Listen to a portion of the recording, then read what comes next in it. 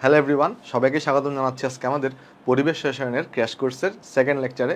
আজকের ক্লাস আমরা যেটা করব, আমরা বয়লের সূত্র পর্যন্ত আগের ক্লাসে পড়ে আসছি। আজকে আমরা চার্লসের সূত্র, চাপের সূত্র, অ্যাভোগাড্রোর সূত্র, তারপর পিভি ইকুয়াল টু এনআরটি, এই সমীকরণগুলো সবগুলো পড়ে ফেলবো। আর এগুলো নিয়ে যতগুলো সিকিউ এমসিকিউ আছে সবগুলো কিন্তু আমরা সলভ করবো এবং কিছু কিছু আমরা ম্যাথও সলভ করার চেষ্টা করবো, যাতে আমরা আগামী ক্লাস থেকেই গ্রাহামের গ্যাস ব্যাপন সূত্রটা শুরু করতে পারি। তো আজকের ক্লাস একটু বড় হতে পারে, ধরো 2 ঘন্টা থেকে 2 ঘন্টা 15 মিনিট হতে পারে। হোপফুলি তোমরা এটা এনজয় করবা। তাহলে চলো শুরু করি, আসো। এটা হচ্ছে আমাদের লেকচার নাম্বার 2। কথা না বারে আমরা শুরু করে দেবো এখন আমাদের চার্লসের সূত্র। দেখো, চার্লসের সূত্র তোমার কি বলে, আমি একটা কাজ করি, দুইটা সূত্র তোমাকে একটু অ্যানালাইসিস করাই, তারপর এখান থেকে তুমি রিলেট করে চার্লসের সূত্রটা বুঝতে পারবা। ধরো তুমি এখানে একটা সিলিন্ডার নিচ্ছ, ঠিক আছে? দেখো, ধরো যাক তুমি এখানে একটা সিলিন্ডার নিছো।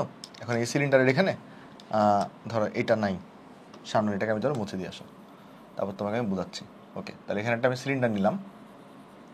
নেওয়ার পরে আমরা এখানে ধরো যাক একটা পিস্টনকে রাখছি। ধরো যাক এটা হচ্ছে আমাদের একটা পিস্টন, যেটাকে কি করা যায় বলো তো, আপ ডাউন করা যায়, রাইট? ওকে, ধরো পিস্টনটা এখানে আছে, এখন এই জায়গায় ধরা যাক কিছু গ্যাস আছে, এই জায়গায় ধরো কিছু গ্যাস আছে, ঠিক আছে? ওকে, খুব ভালো কথা। আচ্ছা, এখন আমি কি করলাম, এখানে দুইটা ঘটনা করতে পারি আমি।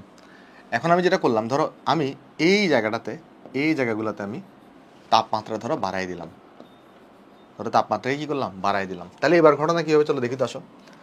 দেখো, তাপমাত্রা বাড়াই দিলে এই কণাগুলার বেগ বৃদ্ধি পাবে না? যদি তুমি তাপমাত্রা বাড়াই দাও, তাহলে এখানে যে কণাগুলো আছে তাদের কিন্তু বেগ বৃদ্ধি পাবে। তখন তারা কি করবে, এই যে ঢাকনাটা দেখতেছো সেটাকে ধাক্কা দিয়ে দিয়ে ঠেলে কিন্তু দূরে নিয়ে যাবে। অর্থাৎ তখন পরবর্তী চিত্রটা তাহলে কীরকম হবে দেখো, যখন তুমি তাপমাত্রা বাড়াবা তখন দেখো চিত্রটা কীরকম হবে। তখন তখন যে ঘটনাটা ঘটবে, এখানে কিন্তু এই এটা যদি মুছে দিই একটু করে, পিস্টনটা কিন্তু আর এই জায়গায় থাকতে পারবে না। পিস্টনটাকে তখন কি করার দেখা যাবে, পিস্টনটা এই জায়গা থেকে কণাগুলো ধাক্কাপ্রাপ্ত হয়ে এই জায়গায় চলে আসছে। ওকে, আর এই কণাগুলো কিন্তু তখন ছড়াই ছিটাই চলে যাবে। অর্থাৎ কী হয়েছে দেখো, এখানে তুমি যখন তাপমাত্রা বাড়াইছো তখন এই যে কণাগুলো দেখতেছো, এখানে যে কণাগুলো আছে, এই কণাগুলো কিন্তু ধাক্কা দিবে, কারণ এই কণাগুলোর বেগ বেড়ে যাবে। ধাক্কা দেওয়ার ফলে কী হবে, এই পিস্টনটাকে এই জায়গায় থাকতে পারবে না। ধাক্কা দেওয়ার ফলে যে ঘটনাটা ঘটবে, এই পিস্টনটা কিন্তু সামনের দিকে আগায় চলে আসবে। অর্থাৎ পিস্টনটা কিন্তু এখানে সামনের দিকে আগায় চলে আসলো। ওকে, আর দেখো তুমি এখানে এই তখন গ্যাসের কণাগুলো এখানে ছড়াই ছিটিয়ে থাকবে, এবং যখন তারা সাম্যাবস্থায় আবার ফেরত চলে যাবে তখন দেখা যাবে এইখানে যেই পরিমাণ চাপটা দিচ্ছিল সাধারণ অবস্থায় তাপমাত্রা বাড়ানোর আগে, ধরো তাপমাত্রা বাড়ানোর আগে এখানে P1 চাপ দিচ্ছিল, তাপমাত্রা যখন তুমি দিছো তখন জিনিসটাকে ঠেলে সামনের দিকে নিয়ে আসছে। আবার যখন সাম্যাবস্থায় পৌঁছাইছে তখন দেখা যাবে এই গ্যাসের কণাগুলা এখনও কতটুকু চাপ দিবে, P1 চাপই দিবে। মানে ধরো এখানে P2 চাপ যদি আমি লিখে দিই, সাম্যাবস্থায় গিয়ে কী হবে, এই P1টা এই P2 এর সমান হয়ে যাবে। অর্থাৎ জিনিসটা বুঝে আসো, সেটা হচ্ছে এরকম, তুমি যখন তাপমাত্রা বাড়াবা, তুমি যখন কি করছো, এখানে তাপমাত্রা বাড়াইছো, তখন এখানে যে গ্যাসের কণাগুলো আছে তাদের কিন্তু গতিশক্তি বৃদ্ধি পাইছে। ফলে তারা কি করছে, ধাক্কা দিয়ে পিস্টনটা যেখানে আগে এখানে ছিল এই জায়গা থেকে এই জায়গায় নিয়ে আসছে। অর্থাৎ এখানে কিন্তু আয়তন বৃদ্ধি পাইছে। অর্থাৎ ধরো এখানে যদি গ্যাসের আয়তন V1 হয়, এখানে যদি গ্যাসের আয়তন V2 হয়, তাহলে এখানে ডেফিনেটলি কী হবে, এই V2টা গ্রেটার দেন V1। এবং আমি কি করছি, আমি এখানে তাপমাত্রা দেওয়ার আগে চাপ আর তাপমাত্রা দেওয়ার পরে চাপটাকে সমান রাখছি। সমান কীভাবে রাখছি দেখো, এই যে যদি তুমি কি করতা, যদি তুমি এই পিস্টনটাকে নড়তে না দিতা, পিস্টনটাকে যদি এখানে একটা স্টপার দিয়ে ধরে রাখতা, তাইলে কিন্তু তোমার কী হতো বলো তো, তাপমাত্রা বাড়লে চাপটা বাড়তো। কথাটা বুঝতে পারছো? ধরো পিস্টনটাকে তুমি একটা ফিক্সড করে রেখে দিছো, সেই ক্ষেত্রে তাপমাত্রা বাড়লে কী হতো, চাপটা কিন্তু বাড়তো। বাট যদি তুমি পিস্টনটাকে ফিক্স না রাখো, যখনই তুমি তাপমাত্রা বাড়াবা, যখনই কণাগুলো গতিবেগ প্রাপ্ত হবে, তখন তারা ওই এক্সট্রা গতিটা নিয়ে আগের প্রেশার এক্সট্রা গতিটা নিয়ে যখন এখানে হিট করার পর জিনিসটা আগে চলে আসলো। সো এটা কিন্তু পরে আবার এটা ছড়াই পড়তেছে গ্যাসগুলা, তো এখানে কিন্তু আর বেশি প্রেশার সে দিতে পারবে না। সাম্যাবস্থায় গিয়ে কী হবে, যে তাপমাত্রা বাড়ানোর আগে যে চাপ আর তাপমাত্রা বাড়ানোর পরে যে চাপ, সেটাকে কিন্তু আমরা কি রাখছি, ইকুয়াল হয়ে যাবে জিনিসটা। ব্যাপারটা হচ্ছে এরকম, যদি তুমি কি করতা, যদি তুমি চিন্তা করে দেখো, যদি তুমি এখানে একটা স্টপার রেখে দিতা, ধরো এই পিস্টনটাকে তুমি নড়তে দিবা না, সেই ক্ষেত্রে কিন্তু এই চাপটা সমান হইতো না। বাট চাপটা সমান হচ্ছে কেন, তুমি তাপমাত্রা বাড়াইছো, আর এই পিস্টনটাকে যখনই কণাগুলোর ব্যাগ বৃদ্ধি পাবে, ওই বৃদ্ধিপ্রাপ্ত ব্যাগটা নিয়ে কি হবে, এই পিস্টনটাকে সে কিন্তু সামনের দিকে ঠেলে নিয়ে আসবে। ফলে তার প্রেশারটা কিন্তু বাড়ার কোনো এখানে সুযোগ নাই। তাই এখানে P1 = P2 থাকতেছে। তো যদি এরকম হয় যে চাপটা যদি স্থির থাকে, চাপ যদি তুমি স্থির রাখতে পারো, চাপকে যদি তুমি স্থির রাখতে পারো, তাহলে সেই ক্ষেত্রে তাহলে আমরা দেখলাম কি, সেই ক্ষেত্রে হচ্ছে আমাদের টেম্পারেচার বাড়ানো হলে ভলিউমটা কিন্তু বাড়তেছে, তার মানে এখানে কিন্তু ভি ইজ প্রপোর্শনাল টু কিন্তু টি হয়ে থাকে। আর এই সূত্রটাকে আমরা কি বলে থাকি, এখানে চার্লসের সূত্র বলে থাকি। এই সূত্রটাকে কি বলা হয় বলো তো, এই সূত্রটাকে বলা হয় চার্লসের সূত্র, চার্লসের সূত্র। ওকে, এটা আরো জিনিসপত্র আমরা আনবো। আচ্ছা, এখানে আরেকটা জিনিস তুমি লক্ষ্য করে দেখো, এইখানে যেই পরিমাণ গ্যাস ছিল, ধরো এখানে গ্যাসের মোল সংখ্যা n, তুমি কোনো গ্যাসকে এখান থেকে বের করছো না, গ্যাস তো আগের মতোই আছে, তাহলে এখানেও গ্যাসের মোল সংখ্যা কত থাকবে, n থাকবে। অর্থাৎ এখানে দুইটা জিনিস স্থির থাকে, চার্লসের সূত্রে দুইটা জিনিস স্থির থাকবে, একটা হচ্ছে চাপ স্থির থাকবে, একটা হচ্ছে মোল সংখ্যাটা স্থির থাকবে। ওকে, আরেকটা জিনিস দেখো, ধরো সেম ঘটনা যদি আমরা এখন করতাম, কিরকম ঘটনা, ধরো এইটাকে আমি জাস্ট কপি করলাম, এখানে নিচে নিয়ে আসলাম, কেমন? আচ্ছা, এবার দেখো অ্যানালাইসিস করি, যদি এরকম হয়, যদি এরকম হয়, আমি ধরো যাক এখানে এই পিস্টনটার এখানে একটা স্টপার লাগাই দিছি, ধরো যাক পিস্টনটার এখানে কি লাগাই দিছি, একটা স্টপার লাগাই দিছি। স্টপার লাগানো মানে কি, এই যে পিস্টনটা নড়তে পারবে না, অর্থাৎ এটা এখানেই থাকবে, এটা এই জায়গা থেকে নড়তে পারবে না। এখানে একটা স্টপার লাগানোর ফলে এই পিস্টনটা কি হবে, এই যে পিস্টনটাকে আমি স্টপার লাগাই দিছি, অর্থাৎ যে জিনিসটা হবে, এই পিস্টনটা এদিকেও আগাইতে পারবে না, এদিকেও আগাইতে পারবে না, অর্থাৎ পিস্টনটা এই জায়গায় আছে, এই জায়গায় থাকবে। এখন এখানে ধরো কিছু গ্যাসের কণা আছে, এখানে ধরো কিছু গ্যাসের কণা আছে, এবার কি হবে দেখো, আর এটাকে চলো আমি একটু করে মুছে দিয়ে আসো। ওকে, চলো এবার দেখা যাক কি হয়। এবার যদি আমি তাপমাত্রা বাড়াই তাহলে কি হয়, চলো দেখি। দুটোকে একসাথে পড়াই দিচ্ছি আর কি, বুঝছো, দুটোকে একসাথে পড়াই দিচ্ছি। দেখো, তার মানে এবার কি হবে দেখো, যদি তুমি তাপমাত্রাকে বাড়াও, যদি কি করো তুমি এখানে তাপমাত্রাকে বাড়াও, ধরো যাক এই জায়গায় আমি টেম্পারেচারকে বাড়াই দিছি, তাহলে কি হবে, এই গ্যাসের কণাগুলোর গতিবেগ বৃদ্ধি পাবে, তো তারা তখন পিস্টনটাকে ঠেলে নিয়ে যেতে চাইবে, বাট পিস্টনটাকে তো ঠেলার কোনো অপশন নেই, পিস্টনটা ওই জায়গাতেই দাঁড়িয়ে আছে। তখন যেটা কি করবে, তখন তখন এই যে কণাগুলো দেখতেছে এরা জোরে জোরে ধাক্কা দিবে। দেখো এইখানে কিন্তু কি হয়েছিল, যখন তুমি তাপমাত্রা বাড়াইছো, তখন এই বর্ধিত তাপমাত্রার জন্য তোমার যেই ব্যাগটা বৃদ্ধি পেয়েছে, সেই ব্যাগ দিয়ে কিন্তু পিস্টনটাকে ঠেলে সামনের দিকে নিয়ে গেছে, তাই চাপটা বৃদ্ধি পাওয়ার এখানে সুযোগ পায়নি। বাট এখানে কি হবে, যখনই তুমি এই পিস্টনটাকে একটা স্টপার দিয়ে কানেক্ট করে দিবা, অর্থাৎ পিস্টনটাকে তুমি নড়তে দিবা না, পিস্টনটা যে জায়গায় আছে সেই জায়গায় রেখে দিবা, তখন এখানে যে কণাগুলো দেখতেছো, এরা যে তোমার চাপটা দিবে এখানে, এই চাপটা কিন্তু বৃদ্ধি পাবে। কথা বুঝতে পারছো? কারণ এটা তো আগাইতে পারতেছে না, আগাইতে না পারলে কি হবে, এই কণাগুলো তখন অধিক জোরে ধাক্কা দিবে। বাট এখানে কিন্তু অধিক জোরে ধাক্কা দিতে পারেনি, কেন, আগায় গেছিলো, ফলে এটা মানে এটা ধরো তোমার হচ্ছে নর্মাল অবস্থায় চলে আসছে, তাই এটা অধিক জোরে ধাক্কা দিতে পারেনি, অধিক প্রেশারে ধাক্কা দিতে পারেনি, তাই প্রেশারটা তুমি সেম রাখতে পারছো। বাট এই ক্ষেত্রে কিন্তু তুমি প্রেশারটা সেম রাখতে পারবা না। এই ক্ষেত্রে কী হবে, যখনই তুমি টেম্পারেচার বাড়াবা, যেহেতু তুমি এটা ফিক্সড জায়গায় রয়ে গেছে, তো কণাগুলোর ব্যাগ বৃদ্ধি পাবে, ফলে এটা জোরে জোরে ধাক্কা দিবে। এটা যদি আগায় যাইতো তাহলে কিন্তু প্রেশারটা সিকুয়াল রাখতে পারতা, বাট যদি এটা আগাইতে পারতেছে না, তাহলে এখানে টেম্পারেচার বাড়ানো হলে প্রেশার কিন্তু বাড়বে। অর্থাৎ তুমি যদি কি করো, এখানে দেখো তো, এখানে আয়তনটাকে তুমি কিন্তু স্থির রাখছো, এখানে যে ভলিউম ভি এটাকে তুমি কিন্তু স্থির রাখছো, কেমনে, কারণ এই পিস্টনটাকে তুমি নড়তে দিচ্ছ না, তাহলে এখানে গ্যাসের যে বিচরণের আয়তন সেটা কিন্তু ফিক্সড আছে। তাহলে তোমার যদি কি থাকে, দুইটা জিনিস এখানে ফিক্সড আছে, একটা হচ্ছে আয়তনটি ফিক্সড আছে, একটা হচ্ছে মোল সংখ্যাটাও স্থির আছে।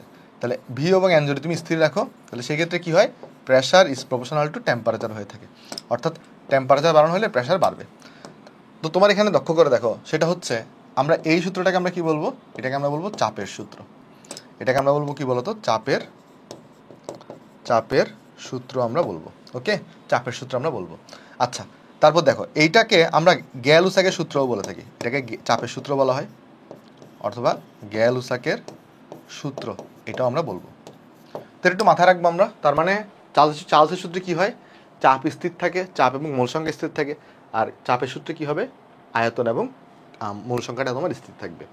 এবার চলো আমরা যদি যাওয়ার চেষ্টা করি, দেখো এখন আমাকে চার্লসের সূত্র আমাকে কি বলতেছে, আমরা অলরেডি দেখে আসছি যে আমার যদি কি স্থির থাকে, প্রেশার এবং মূল সংখ্যা এটা যদি স্থির থাকে, তাহলে বেসিক্যালি আমরা কি বলতে পারি, যে আমার কাছে হচ্ছে যে ভলিউমটা টেম্পারেচারের সমানুপাতিক, অর্থাৎ টেম্পারেচার বাড়ানো হলে ভলিউমটা বাড়বে, অথবা উল্টা করে এটাও বলতে পারি যে ভলিউম বাড়ানো হলে টেম্পারেচারটাও বাড়বে।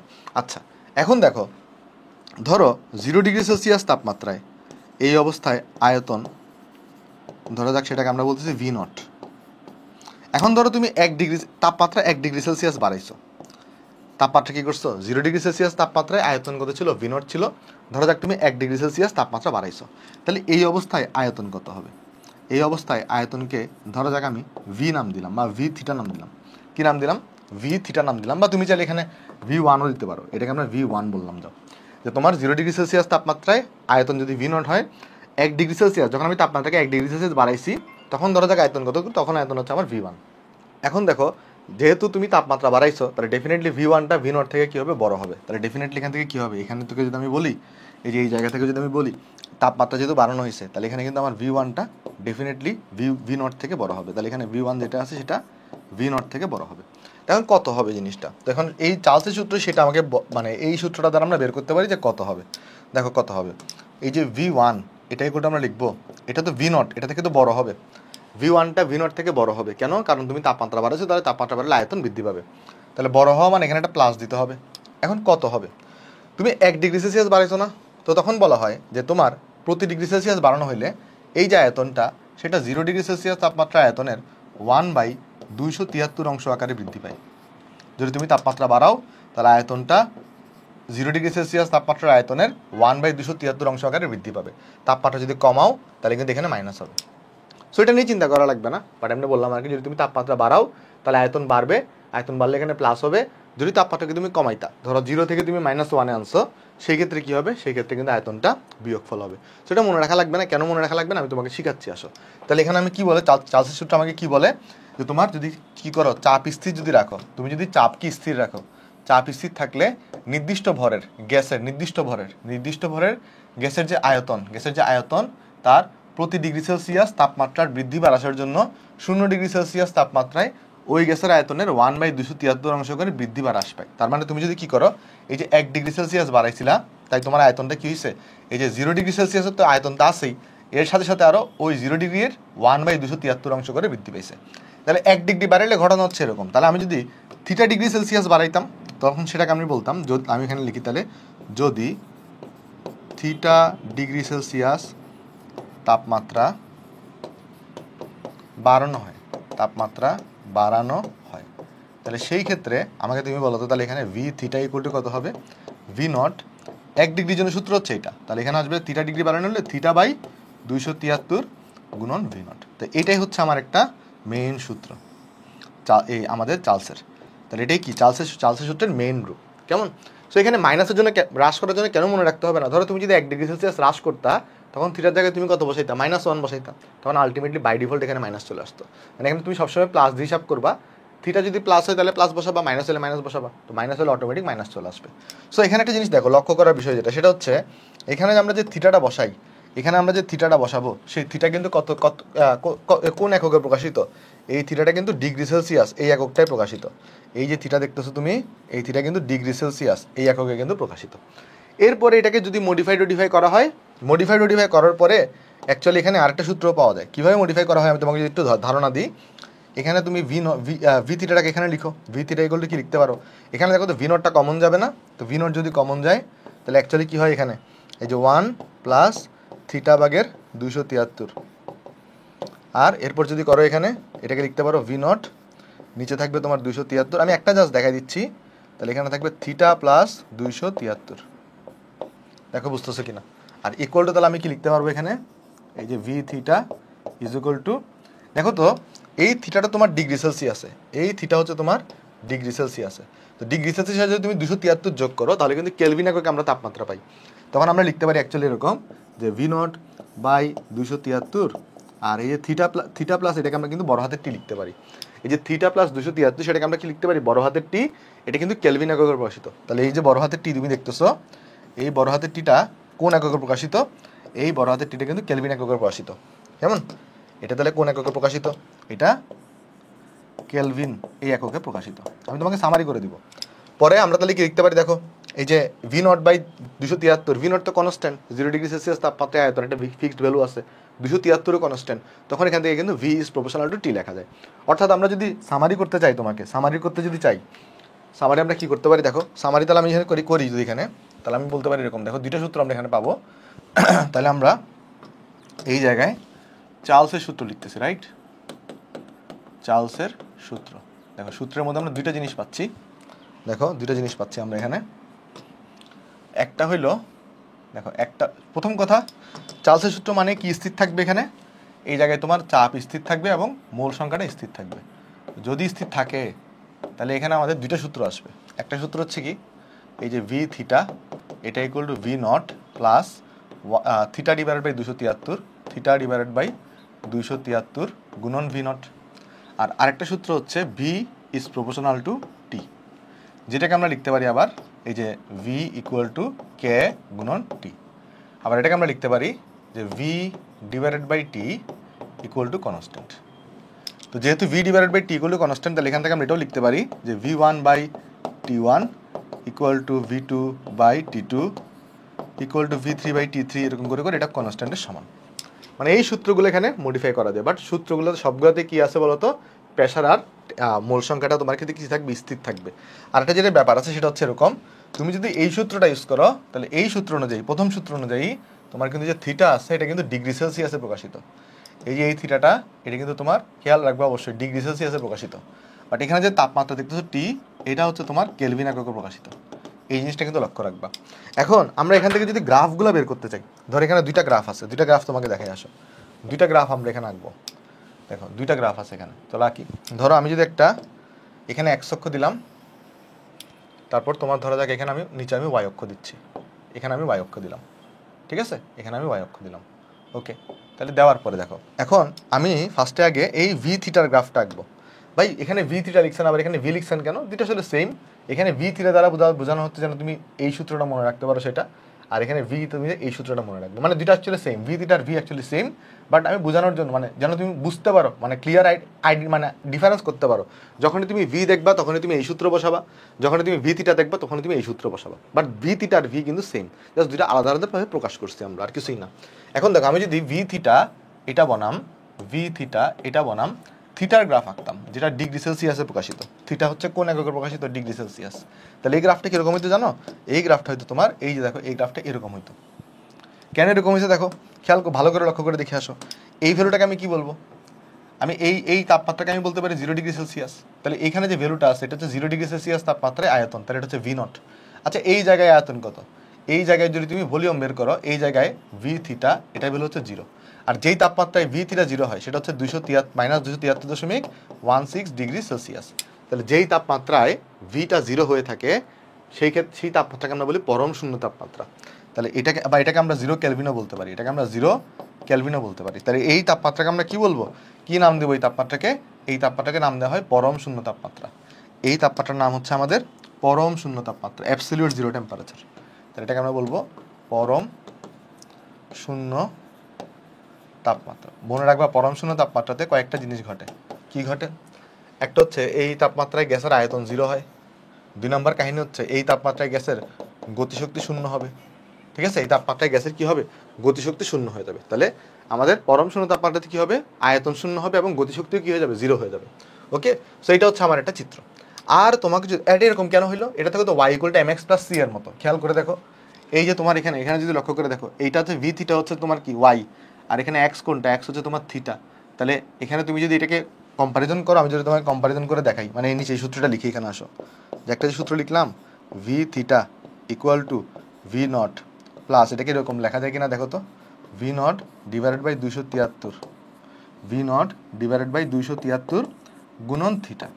তাহলে লক্ষ্য করে দেখো এই যে থিটাটাকে, এই যে থিটা দেখছো এটাকে আমরা এক্স অক্ষে বসাইছি আর ভি থিটাকে আমি ওয়াই অক্ষে বসাইছি। তাহলে এখানে আমাদের দেখো এই থিটা হচ্ছে আমার এক্স অক্ষে আছে আর এই ভি থিটা হচ্ছে আমার ওয়াই অক্ষে আছে। তাহলে আমাদের এটাকে আমি তাহলে সি বলতে পারি, কনস্ট্যান্ট পার্ট। আর এটা যেটা আছে দেখতেছো এটাকে আমরা তাহলে এম বলতে পারি। তাহলে এটা দেখো তো y = mx + c এর মতো না? তাই গ্রাফটা তুমি এরকম পাইছো, বুঝতে পারছো? আচ্ছা আরেকটা গ্রাফ হইতে পারে, সেটা কীরকম গ্রাফ? যদি তুমি ভি বনাম বড় হাতের টি এর গ্রাফ আঁকতা, যদি কী করো ভি বনাম বড় হাতের টি, মানে কেলভিন এককের সাথে যদি গ্রাফটা আঁকতা, তাহলে সেই গ্রাফটা কীরকম হইতো দেখো। তুমি যদি এখানে ভি বনাম এই যে বড় হাতের টি এর গ্রাফ আঁকতা, যেটা কেলভিন এককে প্রকাশিত, তাহলে কিন্তু গ্রাফটা কীরকম হইতে জানো? তাহলে তোমার গ্রাফটা হয়তো মূলবিন্দুগামী সরল রেখা। কেন মূলবিন্দুগামী সরল রেখা হইতে দেখো? কারণ যখনই তুমি এরকম করছো তখন তুমি এখানে ভি = ক্যাটি পাইছো, অর্থাৎ y = mx এর মতো গ্রাফ। এখানে ভিটাকে y ধরছো আর টিটাকে এখানে তোমার x ধরছো, তার মানে যেন তুমি মূলবিন্দুগামী সরল রেখা পাইছো। এবং এই যে গ্রাফটা তুমি আঁকছো যখন, এখানে কিন্তু চাপ স্থির ছিল, অর্থাৎ আমার এই প্রত্যেকটা পয়েন্টে কিন্তু একটা করে ফিক্সড প্রেশার আছে। এই প্রেশারটা কিন্তু ফিক্সড, এই প্রেশারটা কিন্তু ফিক্সড, বুঝতে পারছো? অর্থাৎ কি হবে দেখো, অর্থাৎ কি হবে, ধর এটা যদি প্রেশার P1 হয় তাহলে এই প্রত্যেকটা পয়েন্টে প্রেশার কত? P1। আবার তুমি যদি প্রেশার চেঞ্জ করো তাহলে গ্রাফটা চেঞ্জ হয়ে যাবে। দেখা যাবে এটা তুমি P2 প্রেসারের জন্য পাচ্ছ, আবার ধরো এখানে আরেকটা আঁকছো, ধরো যাক এটা দেখা যাবে তুমি হচ্ছে আবার P3 প্রেসারের জন্য পাইছো। মানে এক একটা চাপের জন্য তুমি এক একটা গ্রাফ পাবা।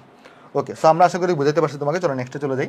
নেক্সটে দেখো, নেক্সটে আমাকে বলতেছে যে P1 P2 P3 এর মধ্যে কে বড় কে ছোট। সিম্পল নিয়ম, কি করবো এখানে, এরকম অঙ্ক যখনই তোমাকে দিবে এক অক্ষরের উপর লম্ব টানবা, লম্ব টানার পরে দেখো এক অক্ষ বরাবর কে আছে এখানে, এক অক্ষ বরাবর আছে হচ্ছে টেম্পারেচার। তাহলে টেম্পারেচারকে তুমি স্থির করে দিছো, তাহলে টেম্পারেচার স্থির হলে কি হয়, বয়েলের সূত্র। তার মানে এই যে V ইজ প্রপোর্শনাল টু কিন্তু 1/P। তাহলে ভলিউম আর প্রেসারটা ব্যস্তানুপাতিক সম্পর্কে আছে। তাহলে এখান থেকে একটা লাইন টানো, এখান থেকে লাইন টানলা, টানার পর এটাকে তাহলে এখান থেকে আরেকটা টানো, এখান থেকে তুমি তাহলে আরেকটা টানো। তাহলে এইবার দেখো এখানে প্রেসারগুলো কত হবে। এখানে যদি দেখি এই যে এইটা কত হবে, ভলিউমটা এটা P3 থেকে আসছে, তাহলে এটা হবে V3। এটা কত হবে, এটা হবে, দেখো এটা P2 থেকে আসছে, তাহলে এটা হবে V2। এটা কোত্থেকে আসছে, এটা আসছে P1 থেকে, তাহলে এটা হবে V1। তাহলে ক্লিয়ারলি আমি দেখতে পাচ্ছি এখানে যে আমার V3 আছে সেটা V2 থেকে বড়, এটা V1 থেকে আবার বড়। তাহলে এখন তুমি লক্ষ্য করে দেখো, যেহেতু ভলিউম আর প্রেসারটা হচ্ছে ব্যস্তানুপাতিক সম্পর্ক, তাহলে V3 যদি বড় হয় তাহলে এটার যে প্রেসার এটা সবথেকে ছোট হবে। তাহলে এই চিহ্নটা কিন্তু উল্টায় যাবে। কথাটা বুঝতে পারছো? এখানে দেখো যদি তোমার কি হয়, যদি তোমার কাছে যদি V3 যদি বড় হয়ে থাকে, তাহলে এটার যে প্রেসার সেটা কিন্তু সবথেকে ছোট হবে। কেন? কারণ ব্যস্তানুপাতিক সম্পর্ক। হোপফুলি বুঝতে পারছো। তারপর দেখো একটা ম্যাথ দেখো, বলছে কি আমাকে 0 ডিগ্রি সেলসিয়াস তাপমাত্রায় গ্যাসের আয়তন হচ্ছে 1 সিসি। তাহলে 65 ডিগ্রি সেলসিয়াস তাপমাত্রায় গ্যাসের আয়তন হয় এত, তাহলে পরম শূন্য তাপমাত্রার মান কত। দেখো এখানে আমাকে কি দিয়েছে, 0 ডিগ্রি সেলসিয়াস তাপমাত্রায় আয়তন দেওয়া আছে এটা, তার মানে আমার এটা হচ্ছে V0। আবার 65 ডিগ্রি সেলসিয়াস তাপমাত্রায় আয়তন কত দেওয়া আছে, আয়তন দেওয়া আছে এটা। পরম শূন্য তাপমাত্রা মান বের করতে বলছে। এই অঙ্কগুলো তুমি কিভাবে করবে জানো, একটা গ্রাফ আঁকবা, তাহলে তোমার আঁক করতে সুবিধা হবে। তুমি বুঝতে পারতেছো এই গ্রাফটা কোন ধরনের গ্রাফ হবে। প্রথম গ্রাফটা হবে, এই গ্রাফটা হবে কোন ধরনের গ্রাফ, প্রথম গ্রাফটা হবে, অর্থাৎ প্রথম গ্রাফটা তুমি আঁকো এখানে, তাহলে তোমার করতে সুবিধা হবে ম্যাথটা। তাহলে এরপরে গ্রাফটা কীরকম হয়, এই গ্রাফটা হয়ে থাকে এরকম, এই গ্রাফটা হয়ে থাকে এরকম, ঠিক আছে, এই গ্রাফটা এরকম হয়ে থাকে। ওকে, দেখো এবারে তুমি যদি লক্ষ্য করে দেখো, এটা ছিল আমার 0 ডিগ্রি সেলসিয়াস, আর এটা ধরা যাক হচ্ছে আমার কাছে এখানে আছে কত, 65 ডিগ্রি সেলসিয়াস তাপমাত্রা। এটা হচ্ছে আমার থিটা, এটা হচ্ছে আমার ভি, আর এটা হচ্ছে আমার থিটা এখানে। আর আমরা জানি ক্লিয়ারলি এটা হচ্ছে আমার পরম শূন্য তাপমাত্রা হবে। ধরা যাক এটার মান হচ্ছে আমি জানি না, এটার মান আমরা এই যে যেহেতু 100 তাহলে এটাকে আগে বসাবো। আর ধরো এখানে তাহলে ওয়াই এর মানটা কত বলো তো, এই যে পরম শূন্য তাপমাত্রা, তো ওয়াই এর মান কিন্তু 0, তাই না, কারণ এটা 100কে ছেদ করছে, তার মানে এখানে ওয়াই এর মান 0 লিখলাম এখানে। এখন আমাকে দেখো 0 ডিগ্রি সেলসিয়াস তাপমাত্রাতে আমাকে এই ভ্যালুটা কিন্তু দেওয়া আছে, তাহলে এই ভ্যালুটা হচ্ছে 1 সিসি, এতটুকু, ওয়াই এর মান এখানে 1। তাহলে এই পয়েন্টের স্থানাঙ্ককে আমি কীভাবে লিখবো, এক্স এর মান কিন্তু 0 আর ওয়াই এর মান হচ্ছে 1। দেখো এই পয়েন্টে মানে আমাকে দেওয়া আছে এই আয়তনটা কতটুকু, 1 সিসি। বাট এটাকে আমরা যদি স্থানাঙ্ক ব্যবস্থার মাধ্যমে লিখতে চাই তাহলে কি লিখবো, এক্স এর মান হচ্ছে 0 এই পয়েন্টে, আর ওয়াই এর মান হচ্ছে 1। আর দেখো তো এটার যে কারেসপন্ডিং পয়েন্ট 65 ডিগ্রি সেলসিয়াসের যে কারেসপন্ডিং পয়েন্টটা, 65 ডিগ্রি সেলসিয়াসের যে কারেসপন্ডিং পয়েন্টটা এখানে আছে, ধরো কথার কথা 65 ডিগ্রি সেলসিয়াসের যে কারেসপন্ডিং পয়েন্টটা, এই পয়েন্টে দেখো তো এক্স এর মান কত, এক্স এর মান হচ্ছে 65, আর ওয়াই এর মান কত, ওই সময় আয়তন কত হয়েছে 1.238, 1.238। কেন বলতেছি এরকম ভাবে বের করবা, খেয়াল করে দেখো এখানে 3টা বিন্দু কিন্তু একটা সরল রেখার উপর আছে। তাহলে আমি যদি এই 2টা বিন্দুর ঢাল বের করি, আবার এই 2টা বিন্দু থেকে যদি ঢাল বের করি, ঢালটা কিন্তু সমান আসবে। সেখান থেকে এইটার ঢাল আর এটার ঢাল সমান, তো ঢাল সমান থেকে তুমি কি বের করে ফেলতে পারবা, থিটা যেটা আছে না সেটা তুমি এখানে বের করে ফেলতে পারবা। চলো বের করি আসো। তাহলে আমরা এখানে লিখতে পারবো, এই যে ধরো এটাকে যদি আমি এ বিন্দু বলি, এটা যদি আমাদের বি বিন্দু হয়, এটা যদি আমাদের সি বিন্দু হয়, তাহলে আমি বলবো এ বি এর যে ঢাল সেটা কিন্তু এই যে বি সি এর ঢালের সমান। তাহলে বের করো আসো। দেখো এ বি এর ঢালকে তুমি কীভাবে লিখো, y2 - y1 divided by x2 - x1। তাহলে y2 এখানে কত, y2 হচ্ছে 1.238 মাইনাস এখানে, তাহলে দেখো y1 কত, y1 হচ্ছে এখানে 1, দেখো y1 হচ্ছে এখানে 1 divided by x2 - x1 divided by কত, x2 - x1, x2 কত এখানে, x2 হচ্ছে 65, x1 কত, x1 হচ্ছে 0, দেখো x1 0 ইকুয়াল টু, এবার যদি এই দুইটার মধ্যে ঢাল বের করতে চাই y2 - y1, 1 - 0, 1 - 0, তারপর কত আসবে 0 মাইনাস থিটা, তারপর আসবে 0 মাইনাস থিটা। তো এখান থেকে তুমি জাস্ট বের করবা সিম্পল হিসাব করে, আর কিছুই না। যেমন এই উপরে কত আসবে, এখানে 0.238 আসবে, নিচে কত থাকবে, নিচে থাকবে 65, এখানে কত থাকবে, এখানে থাকবে 1, আর এখানে থাকবে মাইনাস থিটা। তাহলে এই জায়গা থেকে তুমি কিন্তু থিটাটা বের করে ফেলতে পারো। তাহলে থিটা ইকুয়াল টু কি আসবে, -65 ডিভাইডেড বাই 0.238 থাকবে। তাহলে দেখো তো এটা কত আসে এখানে, -65 ডিভাইডেড বাই 0.238, তাহলে এটা আসছে -273.109 ডিগ্রি সেলসিয়াস। তাহলে এই যে থিটা বের করলাম, এটাই কি হয়ে গেছে আমার কাছে বলো তো, এটাই হচ্ছে আমার কাছে পরম শূন্য তাপমাত্রা। ওকে, হোপফুলি বুঝতে পারছো অঙ্কটা। চলো নেক্সটে যাই আসো। নেক্সটে বলতেছে এত ডিগ্রি সেলসিয়াস উষ্ণতায় একটা বেলুনকে এত পর্যন্ত ফোলানো হয়েছে। এই আয়তন বেলুনটা সর্বাধিক প্রসারণ ক্ষমতার 12/13। এখন বেলুনটাকে যদি এমন স্থানে নেওয়া হয় যেখানে তাপমাত্রা 35 ডিগ্রি সেলসিয়াস, তাহলে সেখানে কি বেলুনটা ফেটে যাবে কিনা, বা যদি ফেটে না যায় তাহলে কত তাপমাত্রায় বেলুনটা ফাটবে। ওকে দেখো বুঝাচ্ছি আমি তোমাকে, মানে ধরো সলিউশন, এখানে ধরো দুইটা জায়গার কথা বলছে। ধরো এটা আমাদের এখানে একটা জায়গা আছে, এখন এখানে একটা বেলুনকে রাখা হয়েছে অ্যাট ফার্স্ট। এখন এই বেলুনটাকে এখানে কত তাপমাত্রায় রাখা হয়েছে, 17 ডিগ্রি সেলসিয়াস তাপমাত্রায় রাখা হয়েছে। আর এই অবস্থায় বেলুনটার আয়তন কত, এই অবস্থায় বেলুনটার যে আয়তন, এটা যদি V1 ধরি, সেটা হচ্ছে সর্বাধিক প্রসারণ ক্ষমতার 12/13। তাহলে ধরো 12/13 অফ সর্বাধিক প্রসারণ ক্ষমতা, যেটা আমি V বললাম। ধরো এইটাকে আমি এক জায়গা থেকে আরেক জায়গায় নিলাম, বেলুনটাকে ধরো এই জায়গায় নিলাম, এই জায়গায় ধরো সেটা সর্বাধিক প্রসারণ ক্ষমতা হয়েছে, সম্পন্ন হয়েছে। ধরো যাক এখানে তাহলে V2 ইকুয়াল টু কত হবে, এটা ইকুয়াল টু V হবে। ধরো যাক কত তাপমাত্রা সর্বাধিক প্রসারণ ক্ষমতা সেটা আমি জানি না, সেটা আমাকে বের করতে হবে। এখন আমাকে পরে চেক করতে হবে যে ধরো 35 ডিগ্রি সেলসিয়াস তাপমাত্রা সেটা ফাটবে কিনা। আগে একটা জিনিস চলো বের করি, যে কত তাপমাত্রায় সর্বাধিক প্রসারণ ক্ষমতাটা অর্জন হয়। আচ্ছা এখানে কি চাপের ব্যাপারে কোনো কিছু বলছে না, এখানে এটা কিন্তু T1 দেওয়া আছে, এখানে চাপের ব্যাপারে কিছু বলে নাই। তাই আমি ধরে নিব এখানে চাপটা স্থির থাকবে।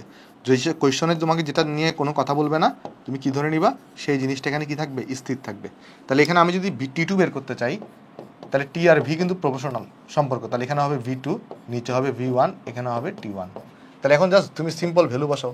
V2 মানে কত, সর্বাধিক প্রসারণ ক্ষমতা, আর এটা মানে কত, এটা হচ্ছে 12/13 অফ সর্বাধিক প্রসারণ ক্ষমতা, আর গুণন T1 মানে কত, এখানে দেখো তো, তাহলে T1 তাহলে হবে তোমার কাছে এখানে 17 ডিগ্রি সেলসিয়াস, তো তাহলে 17 যোগ 273।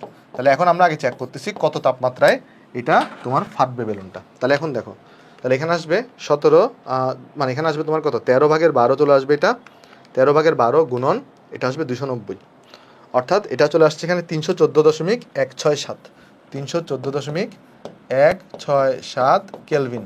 আর এটা যদি তুমি ডিগ্রি সেলসিয়াসে প্রকাশ করো তাহলে 273 বাদ দাও, তাহলে আসবে 41.167। তাহলে কত আসবে, 41.167 ডিগ্রি সেলসিয়াস। তার মানে এত তাপমাত্রায় হচ্ছে বেলুনটা সর্বাধিক প্রসারণ ক্ষমতা অর্জন করবে। আর এই তাপমাত্রা থেকে যদি একটু বাড়ানো হয় তাহলে সেক্ষেত্রে বেলুনটা ফাটবে। বাট আমাকে বলছে 35 ডিগ্রি সেলসিয়াসে নিলে ফাটবে কিনা, আনসার হচ্ছে না, ফাটবে না। কেন, কারণ 35 ডিগ্রি সেলসিয়াসে দেখবা যে বেলুনের যে আয়তন হবে সেটা সর্বাধিক প্রসারণ ক্ষমতা থেকেও কম থাকবে। কিভাবে, চলো দেখাই আসো। প্রথমে এটা লিখছে যে কত তাপমাত্রায় বেলুনটা ফাটবে, তাহলে আমরা বলবো এই যে 41.41, এই যে আমাদের 167 ডিগ্রি সেলসিয়াস তাপমাত্রায় বেলুন ফাটবে, তাপমাত্রায় বেলুন ফাটবে। এখন আমরা চলো দেখি যে আমাকে বলতেছে যে তোমার এই যে 35 ডিগ্রি সেলসিয়াস তাপমাত্রা নিলে ফাটবে কিনা। কিভাবে চেক করবো, এই যে তুমি 35 ডিগ্রি সেলসিয়াস তাপমাত্রায় আয়তন বের করো, ধর এটাকে V2 ড্যাশ বলতেছি, তাহলে এখানে তাহলে হবে T2 ড্যাশ, এখানে হবে তাহলে T1, এখানে হবে তাহলে V1। দেখো 35 ডিগ্রি সেলসিয়াস তাপমাত্রা, তাহলে এখানে কি করো, T2 জায়গায় 35 যোগ 273 বসাও। আর এখানে কত আছে, এটা ছিল 17 ডিগ্রি, তার মানে এখানে ছিল 290 কেলভিন। আর ইন্টু V1 কত, এখানে 12/13 অফ সর্বাধিক প্রসারণ ক্ষমতা V। দেখো এটা কত আসে, এখানে এটা আসবে 35 যোগ 273 ডিভাইডেড বাই 290 গুণন 12/13, তাহলে এটা আসছে 0.98 V। তার মানে দেখো এটা কিন্তু V থেকে ছোট, তার মানে এখানে বেলুন ফাটবে না। বুঝতে পারছো, সর্বাধিক প্রসারণ ক্ষমতা থেকে এটা দেখো ছোট ভ্যালু। যদি এটা 1.2 V হইতো তাহলে কিন্তু বড় ভ্যালু ছিল। তাহলে এই জন্য এখানে কি হবে না, 35 ডিগ্রি সেলসিয়াস তাপমাত্রায় বেলুন ফাটবে না। তাহলে আনসার হচ্ছে কি 35 ডিগ্রি সেলসিয়াস তাপমাত্রায় বেলুন ফাটবে না। ঠিক আছে, হোপফুলি আমরা সবাই এটা বুঝতে পারছি, তাহলে এটা হচ্ছে আমার কাছে এখানে আনসার। তাহলে চলো আমরা নেক্সটে চলে যাবো, আসো চলো নেক্সটে চলে যাই।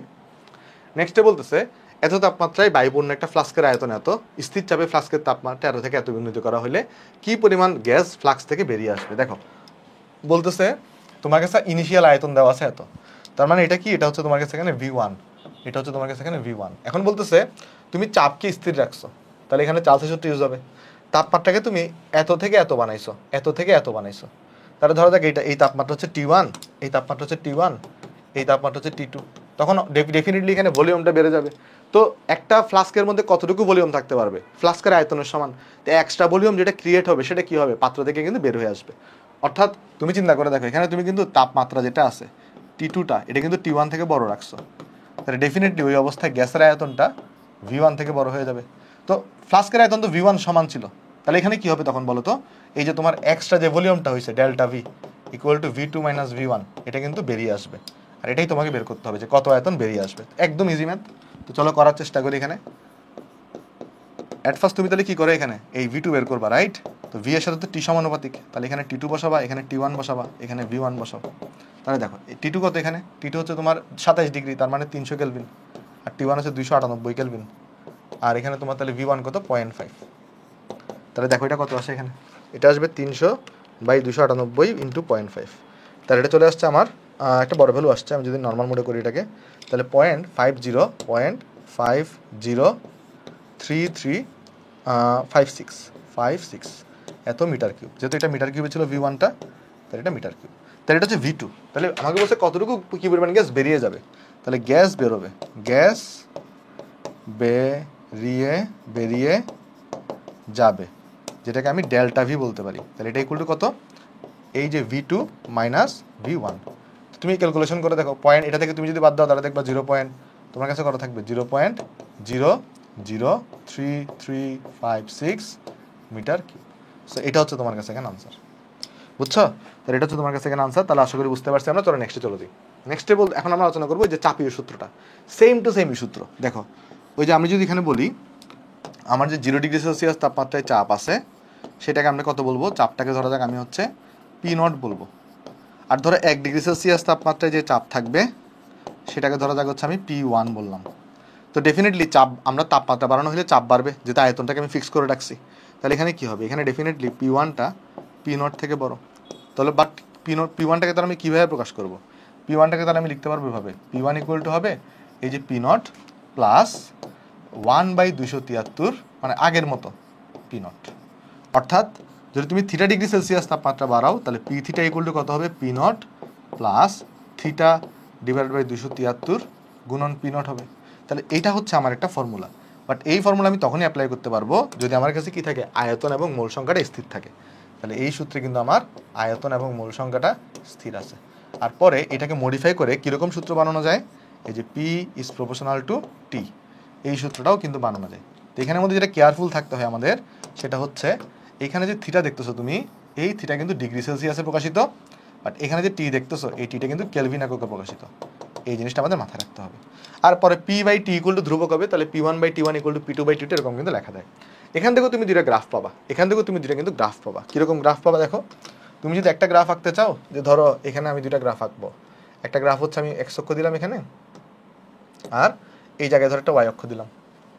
তাহলে খেয়াল করে দেখো, এই জায়গায় ধরো আমি P দিচ্ছি, P θ, আর এই জায়গায় ধরো যাকে আমি θ ডিগ্রি সেলসিয়াস দিলাম। তাহলে এখানে গ্রাফটা কীরকম হবে, ওই যে আমার আগেরটার মতো, মানে হুবহু সেম ওইটার মতো।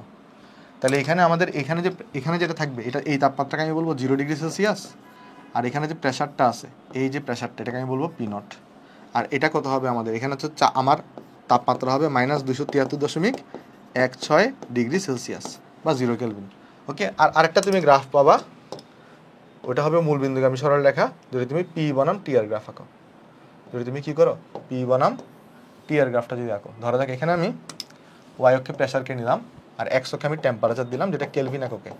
তাহলে কি পাবা, এখানে দেখো মূলবিন্দুগামী একটা সরল রেখা পাবা। বাট এখানে কাহিনী আছে, এখানে কিন্তু আয়তনটা ফিক্সড। তাহলে এটা ধরো তুমি প্রত্যেকটা পয়েন্টে আয়তন হবে V1 ধরো। এখন আয়তনকে তুমি যদি চেঞ্জ করে আঁকো, ধরো আরেকটা আয়তন নিছো তুমি এখানে, ধরো ওই এখানে আয়তন হবে তাহলে তোমার V2। ধরো তুমি আরেকটা আয়তন নিবে, এখানে আরেকটা আয়তনে গ্রাফ আঁকবা, হ্যাঁ আরেকটা ফিক্সড আয়তনে গ্রাফ আঁকতেছো, তাহলে দেখা যাবে এটা হবে তোমার V3। ওকে, সো চলো আমরা তাহলে নেক্সট অঙ্কে চলে যাবো। এখন নেক্সট অঙ্ক বলছে, নেক্সট থিওরি, সেটা হচ্ছে আমাদের অ্যাভোগাদ্রো সূত্র। অ্যাভোগাদ্রো সূত্র আমাকে কি বলে, এখানে আমরা কি কি স্থির রাখি দেখো, যদি চাপ, তারপরে তোমার চাপ, তাপমাত্রা এবং মোল সংখ্যা, তিনটা জিনিস, তাহলে আগের সবগুলোতে কিন্তু দুইটা জিনিস স্থির রাখা হয়। আগের সব জায়গায় কি রাখা হয়েছিল, দুইটা জিনিস স্থির, বাট এখানে তিনটা জিনিস স্থির রাখা হয়েছে। সরি, মোল সংখ্যা না, এখানে ভুল করছি, এখানে মোল সংখ্যা না, এখানে শুধুমাত্র দুইটা জিনিস স্থির রাখা, একটা হচ্ছে চাপ এবং তাপমাত্রা। এক্সট্রিমলি সরি ভাই, চাপ এবং তাপমাত্রা, এই দুইটা জিনিসকে যদি স্থির রাখা হয়, চাপ এবং তাপমাত্রাকে যদি কি করা হয়, স্থির রাখা হয়, তাইলে মনে রাখবা ভলিউমটা ইজ প্রপোর্শনাল টু এন। বা এটাই তো হওয়া স্বাভাবিক, তাই না? যদি তোমার কাছে তুমি চাপ এবং স্থিরকে যদি সমান রাখো, চাপ এবং তাপমাত্রাকে যদি সমান রাখো, সেই ক্ষেত্রে তুমি আয়তন যত বেশি বাড়াবা তো তত বেশি পরিমাণে মোল সেখানে ধরবে, অর্থাৎ এখানে কিন্তু মোল সংখ্যাটা কিন্তু বাড়বে। অর্থাৎ চাপ এবং তাপমাত্রাকে স্থির রাখা হইলে আয়তন যত বাড়াবা তত বেশি মোল সংখ্যা, ধারণ ক্ষমতাও বাড়বে, তত বেশি মোল সংখ্যা এখানে থাকবে। তাহলে V is proportional two T, simple করে মনে রাখবা, V is proportional to N. তাহলে এখানে মনে রাখবা যে চাপ এবং তাপমাত্রাকে স্থির রাখা হয়, দুটো জিনিস ইম্পর্টেন্ট এখানে, কাকে কাকে স্থির রাখা হয়েছে, চাপ এবং তাপমাত্রাকে, আর এই ক্ষেত্রে ভি ইজ প্রপোর্শনাল টু কি হয়ে থাকে, এন হয়ে থাকে। ওকে, আচ্ছা, আরেকটা জিনিস এখান থেকে মনে রাখবা, সেটা হচ্ছে কি যে আমরা একটা সূত্র কিন্তু অলরেডি পড়ে আসছি যে তোমার এসটিপিতে মোল সংখ্যা কত হয়ে থাকে, এসটিপিতে মোল সংখ্যা ইকুয়াল টু হয়ে থাকে কিন্তু লিটার এককে ডিভাইডেড বাই 22.4। যদি আমি এখানে 1 মোল বসাই, 1 মোল, তাহলে 1 মোলের আয়তন কত হবে, 1 মোলের আয়তন হবে এসটিপিতে, এটা হবে লিটার এককে 22.4 লিটার। অর্থাৎ যেই জিনিসটা মাথায় রাখবা সেটা হচ্ছে যেই গ্যাসই হোক, যে কোনো গ্যাস, তাহলে যে কোনো গ্যাসে 1 মোল মানে এসটিপিতে যে কোনো গ্যাসের 1 মোলের আয়তন কতটুকু, 1 মোলের আয়তন হচ্ছে 22.4 লিটার। তাহলে মনে রাখবা এসটিপিতে যে কোনো গ্যাসের 1 মোল পরিমাণের আয়তন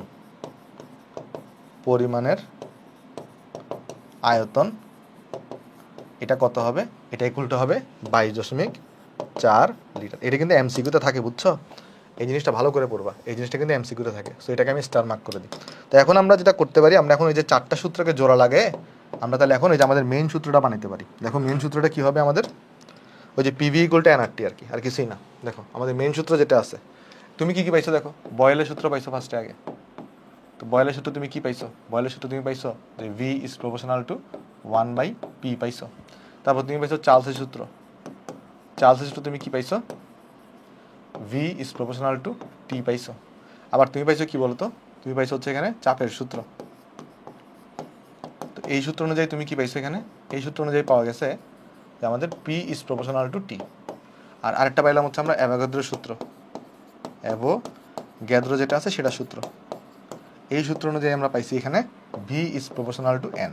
কে স্থির আছে না স্থির আছে সেটা আমরা লিখতেছি না। আর এই 4টা সূত্রকে যদি জোড়া লাগাও তাহলে বেসিক্যালি আমরা পেয়ে যাবো, দেখো প্রেশার আর ভলিউমগুলো এক সাইডে আছে আর মোল সংখ্যার টেম্পারেচারটা এক সাইডে আছে। তাই আমি এইভাবে লিখলাম যে প্রেশার আর ভলিউম থেকে এক সাইডে, বা এখানে যদি চিন্তা করি এটা এই পাশে নিয়ে আসলে গুণফল হয়ে যাবে, আর মোল সংখ্যা টিটা এখানে এই ডান সাইডে আছে। আর এখান থেকে যদি আমরা কি করি, একটা সমানুপাতিক চিহ্নকে উঠাই, তাহলে এটা ধ্রুবক আনতে হবে, আর সেই ধ্রুবকটার মান হচ্ছে আর, যেটাকে আমরা কি বলি, সার্বজনীন গ্যাস ধ্রুবক বলি। আমাদের যে আদর্শ গ্যাস আছে, আমাদের যে আদর্শ গ্যাস থাকবে, সেই আদর্শ গ্যাসটা কিন্তু কি হবে বলতো, আদর্শ গ্যাস এটা কিন্তু আইডিয়াল গ্যাসের জন্য, আদর্শ গ্যাসটা পিভি ইকুয়াল টু এনআরটি সমীকরণ মেনে চলবে। বাট আমাদের যে বাস্তব গ্যাস থাকবে, আমাদের ধরে কিছু বাস্তব গ্যাস আছে, রিয়াল গ্যাস কিন্তু রিয়াল গ্যাসের জন্য, মানে বাস্তব গ্যাসে তো আমরা জানি বাস্তব গ্যাসের যে কণার আয়তন তারা নগণ্য না, আবার বাস্তব গ্যাসের মধ্যে আন্তঃআণবিক আকর্ষণ বল আছে, তারা কিন্তু পিভি ইকুয়াল টু এনআরটি সমীকরণ মেনে চলে না। বাস্তব গ্যাস কোন সমীকরণ মেনে চলে জানো, বাস্তব গ্যাসের জন্য কিন্তু PV not equal to nRT. বাস্তব গ্যাসের জন্য মনে রাখবা কি, আদর্শ গ্যাসের জন্য PV equal two nRT, but বাস্তব গ্যাসের জন্য পিভিটি কিন্তু নট ইকুয়াল টু এনআরটি। এখন তুমি চিন্তা করে দেখো, ধরো দুইটা জিনিস ইকুয়াল না, ধরো এক পাশে তুমি 2 লিখছো, আরেক পাশে তুমি ধরো 5 লিখছো, এই দুটো কি ইকুয়াল, এই দুটো কিন্তু ইকুয়াল না। বাট দুটোকে কিন্তু ইকুয়াল বানাতে পারবে একভাবে। কীভাবে বানাতে পারবা, তুমি একটা কাজ করো, এখানে 5 আছে না, এখানে 5 আছে না, তুমি তাহলে এখানে 2/5 দিয়ে গুণ করো, এটাকে কি করো, এটাকে 2/5 দিয়ে এটাকে গুণ করো। তাহলে দেখো তো কী হবে, যদি তুমি এখানে 2, নর্মালি কিন্তু কী হতো 2 আর 5টা কিন্তু ইকুয়াল ছিল না, বাট যখনই 2 আর এটাকে ইকুয়াল, ডান পাশটাকে ইকুয়াল লেখার জন্য তোমাকে যদি কী করতে হবে, যেটা করতে হবে একটা কনস্ট্যান্ট দিয়ে গুণ দিতে হবে। তো এইখানেও দেখো পিভি আর এনআরটিটা সমান না, আর এটাকে সমান করার জন্য কি করতে হবে আমাদের, সমান করার জন্য আমরা যেটা করব, এই যে ডান পাশেটা জেড দিয়ে গুণ দিব, ডান পাশেটা কি দিয়ে গুণ দেবো, এটা জেড দিয়ে গুণ দিব। আর এই জেডকে কি বলা হয় জানো, এই জেডকে কয়েকটা নাম দেওয়া হয়, এই জেডকে বলা হয় প্যাশন গুণাঙ্ক, এটাকে বলা হয় প্যাশন গুণাঙ্ক। এই জেডের একটা নাম হচ্ছে আমাদের প্যাশন গুণাঙ্ক। এই জেডের নিয়ে আমরা বিস্তারিত আলোচনা করব যখন আমরা বাস্তব গ্যাস পড়বো তখন। এটাকে আমরা প্যাশন গুণাঙ্ক বলি, বা এটাকে আমাদের বলা হয় সংকোচনশীলতা গুণাঙ্ক, বা এটাকে সংকোচনশীলতা গুণাঙ্ক বলে, বা এটাকে কারেকশন ফ্যাক্টরে বলা হয়। এটাকে আবার কি বলা হয়, কারেকশন ফ্যাক্টর। এটাকে আরেকটা জিনিস আমরা বলি কারেকশন ফ্যাক্টর। ওকে, তার মানে আমরা বললাম যে আমাদের যে বাস্তব গ্যাস সেটা কিন্তু আমাদের পিভি ইকুয়াল টু এনআরটি সমীকরণ মেনে চলে না, বাস্তব গ্যাস মেনে চলে PV equal to Z nRT. বলতে পারবা আইডিয়াল গ্যাসের জন্য জেড এর মান কত হয়? আইডিয়াল গ্যাসের জন্য জেড এর মান হয়ে থাকে 1, আর বাস্তব গ্যাসের জন্য জেড এর মানটা 1 থেকে বড় হইতে পারে, আবার জেড এর মানটা 1 থেকে ছোট হইতে পারে। সেটা আমরা দেখবো সবগুলো পরে, যে কখন জেড এর মান 1 থেকে বড় হয়, কখন জেড এর মান 1 থেকে ছোট হয়, বাট এটা পরে আলোচনা। আরেকটা জিনিস আছে, সেটা হচ্ছে আমাদের কি, সেটা হচ্ছে বিচ্যুতির মাত্রা। দেখো এই জেড এর ভ্যালুটাই কিন্তু অ্যাকচুয়ালি মানে আদর্শ আচরণ থেকে কতটুকু বিচ্যুত সেটাকে বলতেছে। দেখো আইডিয়াল অবস্থায় জেড এর মান কত? জেড এর মান হচ্ছে 1, তাহলে বাস্তব কিছু তো জেড এর মান 1 হবে না, এমন হতে পারে জেড এর মান 0.2 হইতে পারে, এমন হতে পারে 0.3 হইতে পারে। তো বিচ্যুতির মাত্রা বলতে আমরা বুঝি যে আদর্শ আচরণ থেকে কতটুকু সরে আসছে। বিচ্যুতির মাত্রা আমরা বলতে বুঝি আদর্শ আচরণ থেকে কতটুকু, আদর্শতে কত ছিল? 1 ছিল, আর বাস্তবে কত হয়েছে? জেড হয়েছে। তো এদের যেটা মডুলাস ভ্যালু বের করবা, কারণ জেড এর মানটা 1 থেকে বড় হইতে পারে, জেড এর মান 1 থেকে ছোট হইতে পারে। এই মডুলাস মানটাকে আমরা বলি বিচ্যুতির মাত্রা। এটা অনেক সময় 100% গুণ করা হয় যদি তুমি পার্সেন্টেজে প্রকাশ করতে চাও। তাহলে চলো আমরা নেক্সটে চলে যাবো। এগুলো হচ্ছে আমাদের সূত্র কিছু, যেমন এই সূত্রটা তাহলে মনে রাখবা, বিচ্যুতির মাত্রা সূত্রটা কেমন। ওকে, চলো আমরা নেক্সটে যাই আসো। নেক্সটে দেখো, নেক্সটে বলতেছে তোমার এত তাপমাত্রায় গ্যাসের আয়তন এত, তাপমাত্রাকে এত করছো, চাপ দ্বিগুণ করছো এবং আয়তন এত হয়েছে। মার্বেলের আয়তন কত? ওকে, মার্বেল সহ আয়তন দেওয়া আছে। দেখো মার্বেল সহ আয়তন, তার মানে যদি আমি গ্যাসের আয়তনটাকে V1 ধরি, গ্যাসের আয়তন যদি V1 ধরি, মার্বেলের আয়তন কিন্তু X হবে। আবার মার্বেল সহ আয়তনটা পরে কত হয়েছে? এত হয়েছে। তার মানে এখানে দেখো, এখানে যদি আমি লিখতে চাই কিভাবে লিখবো, ডাটাগুলো জাস্ট তোমাকে বসাই। T1 হচ্ছে এখানে 27 ডিগ্রি সেলসিয়াস, বা আমরা বলতে পারি 300 কেলভিন। T2 কত? এখানে T2 কিন্তু এখানে 54 ডিগ্রি সেলসিয়াস। T2 হচ্ছে তোমার 54 ডিগ্রি সেলসিয়াস। তো এখানে আমরা লিখবো কিন্তু 54 প্লাস 273। এই জায়গাটায় ভুল কোথায় করে জানো? অনেকে মনে করে যে ভাই 27 আছে এখানে, এখানে তো 54 আছে, তাহলে মানে T2 equal two 2T1, but এটা করা যাবে না। কেলভিনও হইলে করা যেত, বাট এটা কিন্তু ডিগ্রি সেলসিয়াস। দেখো এখানে T2 কিন্তু 2 ইন্টু T1 হচ্ছে না আসলে অ্যাকচুয়ালি, বুঝছো? সেটা কিন্তু কেয়ারফুল থাকবা। তাহলে তুমি এখানে T1 এর মান পেয়ে গেছো, T1 এর মান পেয়ে গেছো এত, এটা হচ্ছে T1 এর মান, আর এখান থেকে যোগ করে তুমি T2 এর মানটা এখান থেকে পেয়ে যাবা। ওকে, এরপরে কি দেওয়া আছে এখানে দেওয়া V1 প্লাস X, এটা ইকুয়াল টু কত? এটা ইকুয়াল টু 100 দেওয়া। তাহলে এই জায়গা থেকে তুমি তাহলে V1 এর মান পাবা, এই জায়গা থেকে V1 এর মান কত পাবা? 100 মাইনাস X পাবা। আর পরবর্তীতে কি হয়েছে? আয়তনটা বেড়ে V2 প্লাস X, মার্বেলের আয়তন কিন্তু Xই থাকবে, সেটা কত? 59.3। তাহলে এখান থেকে তুমি যদি V2 বের করতে চাও, সেটা ইকুয়াল টু হবে 59.3 মাইনাস X হবে। আর এখানে তুমি কি করছো? চাপটাকে দ্বিগুণ করছো। দেখো কোশ্চেনে কিন্তু বলে দিছে চাপটাকে দ্বিগুণ করা হয়েছে। তাহলে P2 ইকুয়াল টু কত হবে? P2 ইকুয়াল টু হবে 2P1। তাহলে P2 ইকুয়াল টু হবে 2P1। তাহলে এখানে কিন্তু মোল সংখ্যা নিয়ে কোনো কথাবার্তা বলে নাই, তাহলে আমি চিন্তা করবো মোল সংখ্যাটা কনস্ট্যান্ট আছে। তাহলে এখান থেকে আমরা লিখতে পারবো যে এখান থেকে কিন্তু লেখা যায় কি, এখানে PV ইকুয়াল টু nRT এর মধ্যে n আর r এখানে কনস্ট্যান্ট। তাহলে এখানে অ্যাকচুয়ালি লেখা যায় কি জানো, ওই যে PV ডিভাইডেড বাই T হচ্ছে কনস্ট্যান্ট। তার মানে এখানে লিখতে পারবো আমরা P1 V1 divided by T1 equal to P2 V2 divided by কিন্তু T2 লেখা যায়। তাহলে এখন তুমি লক্ষ্য করে দেখো, সেটা হচ্ছে এইখানে তুমি যদি দেখো এই যে ভ্যালুগুলো জাস্ট যদি বসাও, P1 তো P1, V1 এখানে কত? V1 হচ্ছে তোমার কাছে এখানে 100 মাইনাস X, আর T1 কত? T1 হচ্ছে তোমার কাছে এখানে 300, আর ইকুয়াল টু P2 কত? এখানে P2 হচ্ছে 2P1, ঠিক আছে, চাপটাকে দ্বিগুণ করছো, গুণন, এটা কত? 59.3 মাইনাস X, আর এখানে কত আছে বলো তো? এখানে T2 হচ্ছে তোমার কাছে এখানে 54 প্লাস 273। তো এখানে ক্যালকুলেশন করবা, ক্যালকুলেশন করে দেখো জাস্ট সিম্পল তুমি Xটা বের করবা, আর কোনো কাজই তোমার নেই, এটা আমি করে দিচ্ছি না, Xটা বের করবা। আর এখানে দেখো এই যে P1 গুলো কিন্তু কাটাকাটি যাবে, আমি আর এখানে দেখাচ্ছি না, দেখো এখানে P1 আছে, এখানেও P1 আছে, এটা কিন্তু কাটাকাটি যাবে। আর এখানে আনসার কিসে আসবে? ডেফিনেটলি সেন্টিমিটার কিউব আসবে, কারণ এখানে আয়তনটা সেন্টিমিটার কিউবে দেওয়া। ওকে, হোপফুলি বুঝতে পারছি আমরা সবাই। চলো নেক্সটে চলে যাই, আসো নেক্সটে চলে যাই। নেক্সটে দেখো বলতেছে কি, এত তাপমাত্রায় এত চাপে এত সিসি হাইড্রোজেন গ্যাস পানির উপর সংগ্রহ করা হয়েছে। এসটিপিতে গ্যাসের ভর ও আয়তন কত?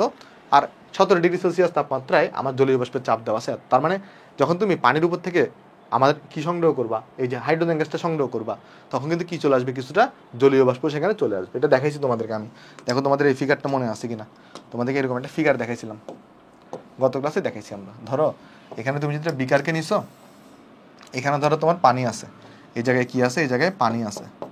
এখন তুমি একটা টেস্ট টিউবের মাধ্যমে, ধরো দেখো একটা টেস্ট টিউবের মাধ্যমে এখান থেকে তুমি হাইড্রোজেনটাকে সংগ্রহ করতেছো। ধরো একটা টেস্ট টিউবের মাধ্যমে তুমি এখানে হাইড্রোজেনটাকে সংগ্রহ করতেছো। তাহলে সেই ক্ষেত্রে দেখো কী হবে, এখানে ধরো এখানে একটা টেস্ট টিউবের মাধ্যমে আমরা হাইড্রোজেনটাকে সংগ্রহ করতেছি পানির উপর থেকে, রাইট? তাহলে এখান থেকে আমি হাইড্রোজেনটাকে সংগ্রহ করতেছি, বাট হাইড্রোজেন যখন উঠবে, হাইড্রোজেন এখানে উঠতেছে, রাইট? হাইড্রোজেনের পাশাপাশি এখানে কিন্তু কিছুটা জলীয় বাষ্প উঠে যাবে, কিছুটা কি থাকবে, কিছুটা জলীয় বাষ্প এখানে উঠবে। তার মানে এটা কিন্তু হচ্ছে আমার জলীয় বাষ্প, মানে পানির ভ্যাপার ফর্ম, পানির ভ্যাপার ফর্ম। আর এটা কি, এটা হচ্ছে আমার হাইড্রোজেন। তাহলে এখানে যে তুমি মোট চাপ বলতেছে, দেখো এত চাপে এত সিসি, এটা তো মোট চাপ। এখানে কি বলছে যে এত তাপমাত্রায় এত চাপে, এত তাপমাত্রায় এত চাপে এত সিসি সংগ্রহ করছো, তার মানে সংগ্রহ করার সময় তোমার চাপ ছিল এত। বাট এইখানে যখন তুমি সংগ্রহ করছো তখন তো দুই ধরনের এলিমেন্ট উঠছে, একটা হচ্ছে হাইড্রোজেন উঠছে, একটা হচ্ছে পানি মানে জলীয় বাষ্প উঠছে। কারণ জলীয় বাষ্প উঠছে কীভাবে বুঝবা, যদি তোমাকে জলীয় বাষ্পের চাপটা দেওয়া থাকে তাহলে মানে বুঝবে এখানে জলীয় বাষ্প উঠছে। তার মানে এখানে তো এটা মোট চাপ, কারণ বলছে কি এত তাপমাত্রায় এত চাপে এত সিসি হাইড্রোজেন গ্যাস সংগ্রহ করছো। তার মানে যখন তুমি পানি হাইড্রোজেন গ্যাস সংগ্রহ করতেছো তখন মোট চাপ ছিল এত। আর এই মোট চাপটা দুইটা কারণে ক্রিয়েট হয়েছে। তাহলে আমি যদি বলি এখানে যে আমার T1 এটা ইকুয়াল টু 17 ডিগ্রি সেলসিয়াস, বা আমরা বলতে পারি 290 কেলভিন এই অবস্থায়, তাহলে তোমার কাছে হচ্ছে আমাদের যে পি টোটালটা এটা ইকুয়াল টু কত, এটা ইকুয়াল টু তোমার হলো যে আমাদের একটা তো P1 আছে আর একটা হচ্ছে ভ্যাপারের প্রেশার আছে, দেখো। আর পি টোটালটা কত এখানে 750। তো তুমি P1টা ধরে কত বের করতে পারবা, P1 ইকুয়াল টু হবে 750 মাইনাস এই যে ভ্যাপারের প্রেশারটা বাদ দাও, তাহলে 14.4। তো এটা কত আসবে আমরা জানি না, আমরা বের করতে পারি।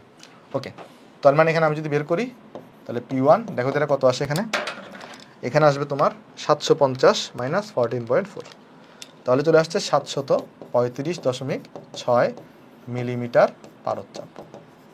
ওকে, এবার দেখো এখন কি বলছে, তুমি এত সিসি সংগ্রহ করছো, তার মানে এটা কিন্তু ভলিউম V1, এটা কত এখানে কিন্তু V1 কিন্তু কত, V1 দেওয়া 400 সিসি, তার মানে 400 ml, তার মানে কিন্তু 0.4 লিটার, বুঝতেছো? তার মানে কিন্তু এখানে কত আছে, 0.4 লিটার আছে। ওকে, এখন বলতেছে আমাকে কোয়েশ্চনে এসটিপিতে গ্যাসের ভর কত হবে। এসটিপি মানে আমরা সবাই জানি যে টেম্পারেচার আর প্রেশারটা আমরা এখানে জানি। এসটিপিতে আমরা সবাই জানি কি টেম্পারেচার কত, টেম্পারেচার হচ্ছে তোমার 273 কেলভিন, আর প্রেশারটা কত, প্রেশার হচ্ছে তোমার 1 অ্যাটমসফিয়ার। তার মানে এখানে 760 মিলিমিটার পারদ, যেহেতু এটা মিলিমিটার পারদে দেওয়া, 760 মিলিমিটার পারদ-চাপ। দেখো আমাকে গ্যাসের ভর বের করতে বলছে এবং আয়তন বের করতে বলছে। এখন একটা জিনিস তুমি লক্ষ্য করে দেখো তো, তুমি এখানে তিনটা জিনিস চেঞ্জ করতেছো, এখানে তুমি টেম্পারেচার চেঞ্জ করতেছো, প্রেশার চেঞ্জ করতেছো, ওই অনুযায়ী ভলিউম চেঞ্জ হবে। তাহলে এখানে যদি আমি P2 V2 divided by T2 equal to P1 V1 divided by T1 লিখি, হোপফুলি কারো কোনো আপত্তি নেই।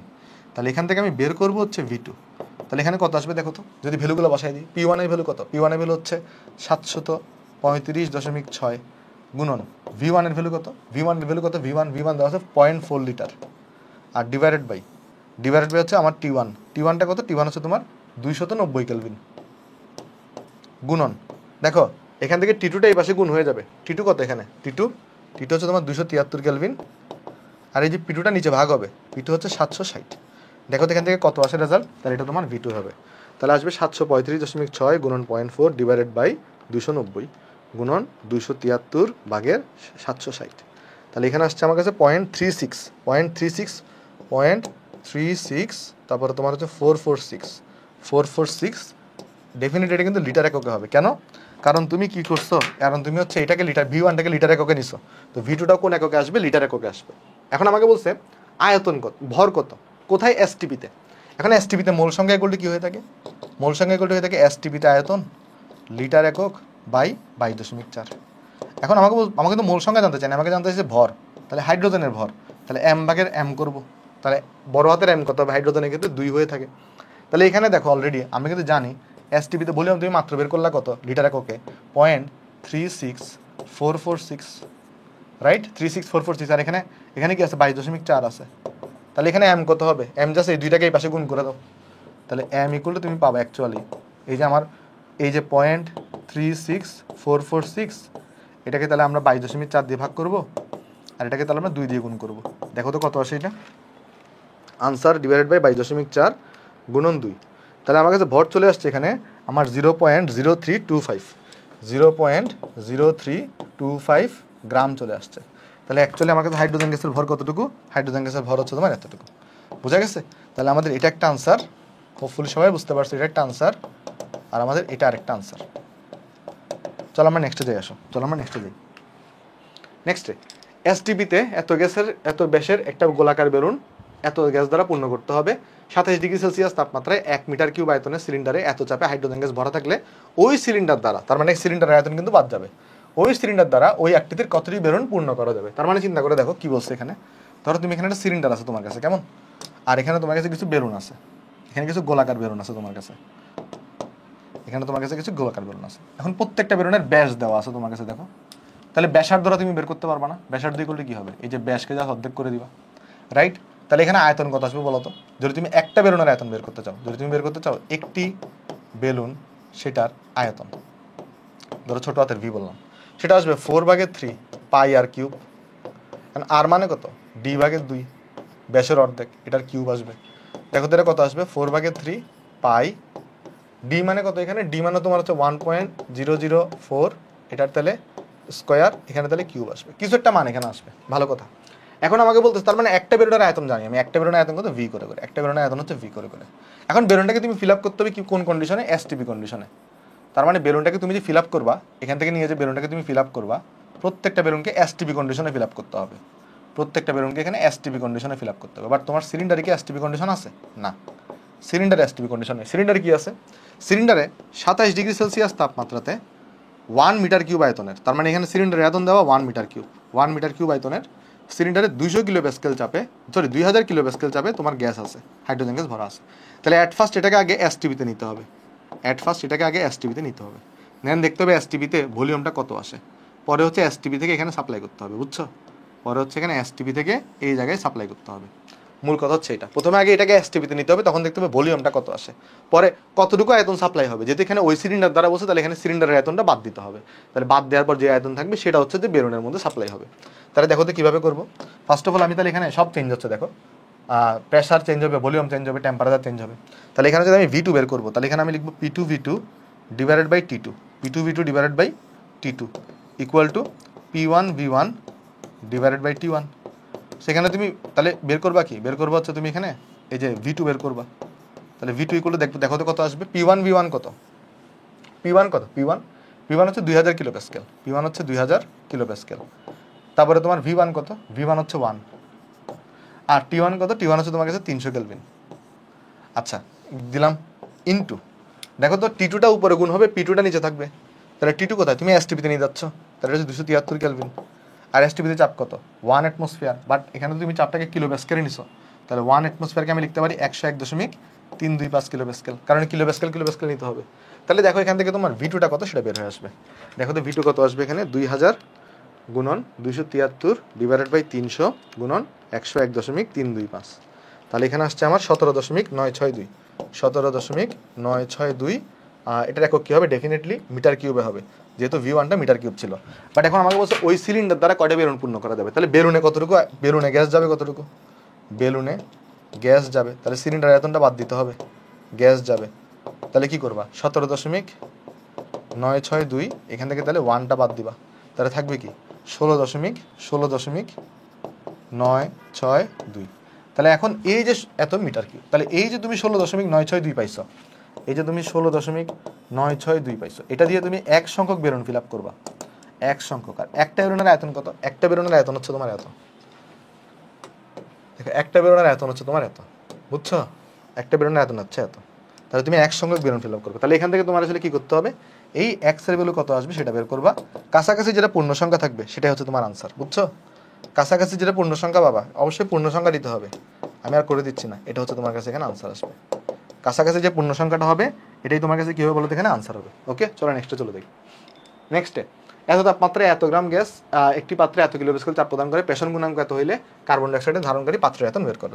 একদম ইজি অঙ্ক, দেখো তাপমাত্রা দেওয়া আছে, ভর দেওয়া আছে, একটি পাত্রে এত কিলোপ্যাসকেল চাপ দেওয়া আছে, প্রেষণ গুণাঙ্ক মানে কি জেড দেওয়া আছে, প্রেষণ গুণাঙ্ক মানে জেড দেওয়া আছে, তাহলে ডেফিনেটলি এখানে কি করতে হবে, PV equal to Z nRT দিয়ে করতে হবে, আয়তন বের করতে বসে জাস্ট। তাহলে এখন দেখো তুমি জাস্ট, আমরা সবাই জানি পিভি ইকুয়াল টু, তাহলে এখানে তুমি জেড এনআরটি বসাবা, তাহলে এখানে ভলিউম ইকুয়াল টু কত, এই যে Z nRT divided by just pressure বসাই দিবা, তাহলে জাস্ট তুমি সিম্পল এখানে ভ্যালু বসাও, যেমন দেখো কত কত ভ্যালু বসাবো এখানে, জেড কত, জেড হচ্ছে তোমাকে দেওয়া 0.15, এন কত দেওয়া, এন দেওয়া এখানে 22 গ্রাম দেওয়া, তার মানে 22 এম বাই এম করবা, 22 ডিভাইডেড বাই 44 করবা, আর কত বসাবা 0.0821 বসাবা, টেম্পারেচার কত বসাবা? টেম্পারেচার দাও এখানে 25, তার মানে 298 বসাবা। তাহলে দেখো এটাকে 12 হবে। আর এখানে পি আছে, প্রেশার কত? প্রেশার দেওয়া 50 kilo Pascal. But kilo Pascal আমি যদি এখানে 8টা 0.081 বসাইছি, তাহলে এটাকে অ্যাটমসফিয়ারে নিতে হবে। অ্যাটমসফিয়ারে নেওয়ার অপশন কি? এটাকে জাস্ট তুমি 101.325 দিয়ে ভাগ করো। তাহলে এখান থেকে তুমি যে ভ্যালুটা পাবা এটা আসবে আয়তন, বাট এটা কোন এককে আসবে? ডেফিনেটলি লিটার এককে আসবে। কেন লিটার এককে আসবে? কারণ এখানে আর এর ভ্যালুটা তুমি লিটার অ্যাটমসফিয়ারে বসাইছো, এই জন্য এটাকে অ্যাটমসফিয়ারে নিতে হয়েছে। ঠিক আছে, আমি আর করে দিচ্ছি না, বাকিটা তুমি করবা, ক্যালকুলেশনগুলো একটু মিলাই দেখবা। তারপর এত পাত্রে আদর্শ গ্যাস থেকে বিচ্যুতির মাত্রা গণনা করো। তাহলে এখান থেকে ডেফিনেটলি আগে জেড বের করবা। জেড মানে কত? জেড মানে হচ্ছে যে তোমার পিভি ডিভাইডেড বাই এনআরটি। তাহলে এখানে পিভি ভ্যালু কত দেওয়া আছে? দেখো পি দেওয়া আছে কত? পি দেওয়া আছে 102.5, আর এটাকে তো অ্যাটমসফিয়ারে নিতে হবে। তাহলে এটাকে 101.325 দিয়ে ভাগ করবা, গুণন ভলিউম করে দেওয়া, ভলিউম দেওয়া 20 লিটার, ভলিউম দেওয়া দেখো 20 লিটার। এটা ছিল প্রেশার, এটা ছিল প্রেশার, এটা ছিল ভলিউম। আচ্ছা এন কত? এন দেওয়া 1 মোল, তাহলে এন হচ্ছে 1। আর এর ভ্যালু কত বসাবা? 0 লিটার অ্যাটমসফিয়ার বসাইছো, তাহলে 0.081। টেম্পারেচার কত? টেম্পারেচার দেওয়া 17, তার মানে 290। শেষ। তাহলে এখান থেকে তুমি জেড পেয়ে যাবা। এখান থেকে তুমি কি পেয়ে যাবা? জেড পেয়ে যাবা। জেড পাওয়ার পরে বিচ্যুতির মাত্রা কত আসবে? বিচ্যুতির মাত্রা এটা ইকুয়াল টু হবে মডুলাস অফ 1 মাইনাস জেড। তো এখান থেকে তুমি ক্যালকুলেশন করবা, এটাই হচ্ছে তোমার আনসার। তুমি চাইলে এটাকে পার্সেন্টেজও লিখতে পারো, চাইলে তুমি নর্মালিও বের করতে পারো। ওকে, সো হোপফুলি আমরা সবাই জিনিসটা এখানে বুঝতে পারছি। তারপর যাই, তারপরে বলতেছে এত তাপমাত্রায় এত চাপে 1 মিলিলিটার অক্সিজেন গ্যাসে কতটা অণু আছে আর কতটা পরমাণু আছে। দেখো এইখানে যে ইনফরমেশনগুলো দেওয়া, যে এত তাপমাত্রা এত, চাপ হচ্ছে এত, আয়তন হচ্ছে এত, সব ইনফরমেশন ওটুর জন্য দেওয়া। তার মানে এখানে যে তুমি এখানে যে আয়তন, চাপ, তাপমাত্রা দেওয়া সবগুলো কিন্তু ওটুর জন্য দেওয়া। তার মানে তুমি কিন্তু এখানে এক্স ইকুয়াল টু কী পাবে? অ্যাকচুয়ালি এক্স ইকুয়াল টু অণুর সংখ্যা পাবা। মানে আমরা যে সূত্র লিখি না, যে পিভি ইকুয়াল টু এনআরটি, আবার এটাকে আমরা কি লিখতে পারবো? এই যে পিভি ইকুয়াল টু এন মানে হচ্ছে x divided by n A, তারপর হচ্ছে আরটি। তো এখানে যে ইনফরমেশনগুলো দেওয়া প্রেশার, ভলিউম, টেম্পারেচার সম্পর্কে সব ইনফরমেশন দেওয়া অক্সিজেনের ব্যাপারে। তার মানে অ্যাকচুয়ালি এখানে যে এক্সটা বের করবা, এই এক্সটা কিন্তু বেরোবে অ্যাকচুয়ালি অণু। এই এক্সটা কি অ্যাকচুয়ালি অণুর সংখ্যা বেরোবে।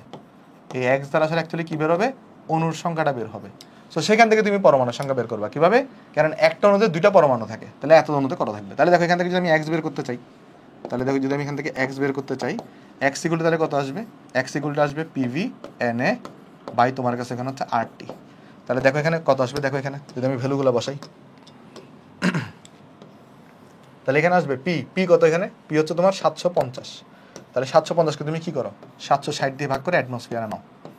ভলিউম কত? ভলিউম হচ্ছে 1 মিলিলিটার, তার মানে 10 ইনভার্স অফ 3 লিটার।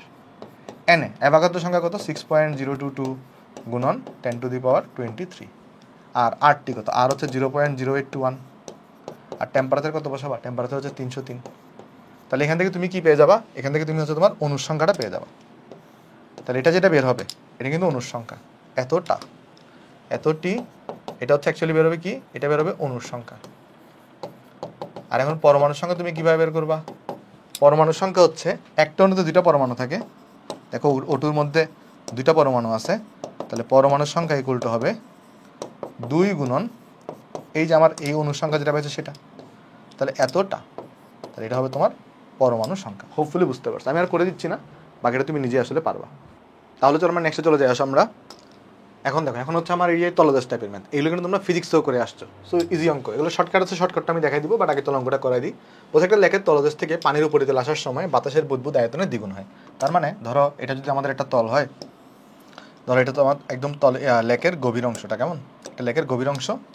আর ধরা যাক এখানে আরেকটা আছে, এটা লেকের আমাদের উপরের অংশ। এখন ওখানে হয়েছে কি দেখো, এখানে বলছে কি, ফার্স্টে বলতেছে আসার সময় বুদবুদের আয়তন দ্বিগুণ হয়েছে। তার মানে ধরো এখানে একটা বুদবুদ আছে, ধরো এই বুদবুদের আয়তন যদি ভি ওয়ান ইকুয়াল টু আমরা ভি ধরি, তাহলে বুদবুদটা যখন উপর উঠে আসছে, তো এটার আয়তন যদি ভি টু হয়, তাহলে এটা হচ্ছে এই 2v সমান, দ্বিগুণ হয়ে গেছে। ওকে, বায়ুমণ্ডলের চাপ এটা যদি কত হয়? 10 টু দি পাওয়ার 5 হয়। তার মানে এখানে বায়ুমণ্ডল চাপ দিচ্ছে। তাহলে এখানে পি টু ইকুয়াল টু কত হবে? শুধুমাত্র পি অ্যাটমসফিয়ারের সমান হবে। আর পি অ্যাটমসফিয়ারটা কত? এখানে 10 to the power 5 newton per metre স্কোয়ারের সমান। আর যদি এটার গভীরতা যদি এইচ হয়ে থাকে, আমরা সবাই জানি, তাহলে এটার উপর চাপ কত হবে? এটাকে যদি আমি পি ওয়ান বলি, এটার উপর 2টা চাপ আছে। একটা তো বায়ুমণ্ডলের চাপ আছেই, যেটাকে আমরা পি অ্যাটমসফিয়ার বলতেছি। আর একটা হচ্ছে এই যে একটা এইচ গভীরতার জন্য একটা চাপ হয় না, এইচ রোজি। এইচ গভীরতার জন্য একটা কত হয়? চাপ হয় এইচ রোজি। তাহলে এটার উপর কিন্তু টোটাল 2টা চাপ থাকবে। এখানে তাপমাত্রা নিয়ে কোনো কথাবার্তা বলা নাই, তাহলে তাপমাত্রা এখানেও যদি টি হয়ে আমরা কি ধরে নেব, এখানেও কি হবে, টি হবে, তার মানে তাপমাত্রাকে আমরা স্থির ধরে নিব। এখন আমাকে বলছে লেকের গভীরতা তুমি কত হবে সেটা বের করো। তো এটা কীভাবে বের করবা, জাস্ট এইচটা তোমাকে বের করতে হবে। তাহলে এখানে তুমি বয়েলের সূত্র ইউজ করবা। যদি টেম্পারেচার চেঞ্জ হতো তাহলে তুমি P1V1 by T1 equal two P2V2 by T2 করতাম। তাহলে এখানে যদি আমি লিখতে চাই, যেখানে আমি তাহলে লিখবো বয়েলের সূত্র অনুযায়ী যে P1V1 ইকুয়াল টু কী হয়ে থাকবে, P2V2 হবে। তাহলে এখন যদি জাস্ট এখানে আমরা ভ্যালু বসাই দিই, তাহলে দেখো তো ভ্যালু কত আসবে এখানে। এখানে আসবে তোমার P1 এর ভ্যালু কত, P1 এর ভ্যালু হচ্ছে P অ্যাটমসফিয়ার, অর্থাৎ 10⁵ প্লাস H রো কত, রো আমরা সবাই জানি পানির ঘনত্ব হচ্ছে 1000 হয়ে থাকে। 1000 কেন বসাবা, কারণ দেখো এখানে প্রেশারটা কিন্তু SI এককে দেওয়া। প্রেশারটা কোন এককে দেওয়া, প্রেশারটা দেখো SI এককে দেওয়া, প্রেশার এখানে তোমার SI এককে দেওয়া, তাই সব তুমি SI এককে বসাবা। তাহলে এইচটাও তুমি মিটার এককেই পাবা। ওকে, রো বসাবা 1000 kg/m3, রো জি কত 9.8 বসাইলাম, ইন্টু V1 এর ভ্যালু কত, V1 এর ভ্যালু হচ্ছে V। P2 কত, P2 শুধুমাত্র অ্যাটমসফিয়ার প্রেশার, তাহলে 10⁵, আর V2 কত, V2 হচ্ছে 2V। তাহলে এখান থেকে আমরা যেটা করবো এরপরে, এই যে তুমি 2V টাকার এই V এবং এই V কাটাকাটি করবা, তাহলে এখান থেকে সিম্পল তুমি কিন্তু এইচটা এখানে পেয়ে যাবা। দেখো এইচটা এখানে কত আসবে, যদি তুমি দেখতে চাও এইচ, তাহলে এইচ গুণন 1000 গুণন 9.8, এটা ইকুয়াল টু আসবে 2 গুণন 10⁵। এর থেকে তাহলে বাদ যাবে একটা 10⁵। তাহলে এখান থেকে আমরা কিন্তু এইচটা ক্যালকুলেশন করে ফেলতে পারি। ওকে, তাহলে এই জায়গায় আমার কিন্তু এইচটা চলে আসবে। আমি আর ক্যালকুলেশন করে দিচ্ছি না, তুমি এখান থেকে বের করতে পারবে, এটা মিটার এককে আসবে। ওকে, এখন এটার একটা শর্টকাট আছে। এটা একটা কি আছে বলতে, একটা শর্টকাট আছে। শর্টকাটটা কি আমি তোমাকে চলো শিখাই দিয়ে আসি শর্টকাটটা। বাট শর্টকাটটা হচ্ছে তোমার এরকম যে, তোমার যদি কখনো লেকের, প্রথম কথা শর্টকাটটা কখন ব্যবহার করা যাবে, যদি তুমি টেম্পারেচার স্থির থাকে। টেম্পারেচার স্থির না থাকলে কিন্তু এই শর্টকাট ব্যবহার করতে পারবা না। আর এই শর্টকাটটা শুধুমাত্র কোথায় অ্যাপ্লাই করবা, MCQতে অ্যাপ্লাই করবা। তার প্রথম পয়েন্ট হচ্ছে এটা যে টেম্পারেচার স্থির থাকতে হবে, নাহলে শর্টকাটটা ইউজ করা যাবে না। তো টেম্পারেচার যদি স্থির থাকে সেই ক্ষেত্রে লেকের গভীরতা H ইকুয়াল টু হবে 10.2 গুণন n-1। n কি জিনিস, যে বুদবুদের আয়তনটা কত গুণ হয়েছে, কি n কি জিনিস বলো তো, আয়তন কত গুণ হয়েছে, আয়তন। তাহলে n মানে কিন্তু আয়তনের গুণ বোঝাবে। ধরো আমাকে বললো ব্যাসার্ধ দ্বিগুণ হয়েছে, জিনিসটা ভালো করে বুঝো, ব্যাসার্ধ দ্বিগুণ হয়, তাহলে আমাকে বলো তো এখানে n ইকুয়াল টু কি কত হবে।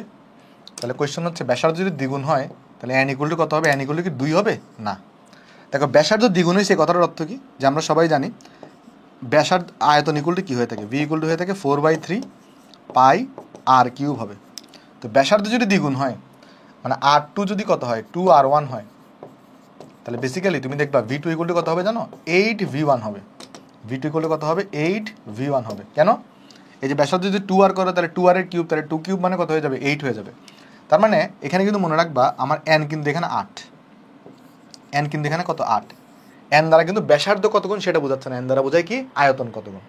অর্থাৎ ব্যাসার্ধ যদি দ্বিগুণ হয়, দেখ ভালো করে লক্ষ্য রাখবে, এটা কিন্তু ব্যাসার্ধ দ্বিগুণ বলছে, তার মানে এটা কিন্তু আয়তন দ্বিগুণ বলে নাই। তাহলে এখানে কিন্তু n2 বসানো যাবে না, আমরা অনেকে ভুল করে ফেলি, n মানে আমরা দ্বিগুণ বলি। তো এখানে মনে রাখবা n কিন্তু এখানে আয়তন কত গুণ হয়েছে সেটা বোঝাবে। সো তুমি চাইলে আগের অঙ্কটা তুমি এই সূত্র দিয়েও করতে পারতা, বাট রিটার্নে আসলে এভাবে করবা, আর MCQতে আসলে এই শর্টকাটটা ব্যবহার করবা। চলো নেক্সটে যাই। নেক্সটে দেখো, নেক্সটে বলতেছে এত তাপমাত্রা এবং এত চাপে এত কেজি হিলিয়াম গ্যাসের আয়তন হচ্ছে এত, একই তাপমাত্রা এবং এত চাপে হিলিয়াম গ্যাসের ঘনত্ব কত হবে। দেখো কি চেঞ্জ করা হয়েছে এখানে, আমি তোমাকে বলি।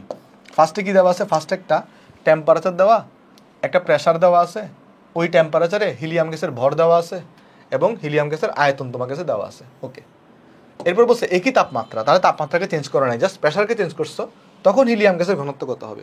তাহলে অ্যাট ফার্স্ট আগে বের করে ফেলো যে প্রাথমিক অবস্থায় হিলিয়াম গ্যাসের ঘনত্বটা কত।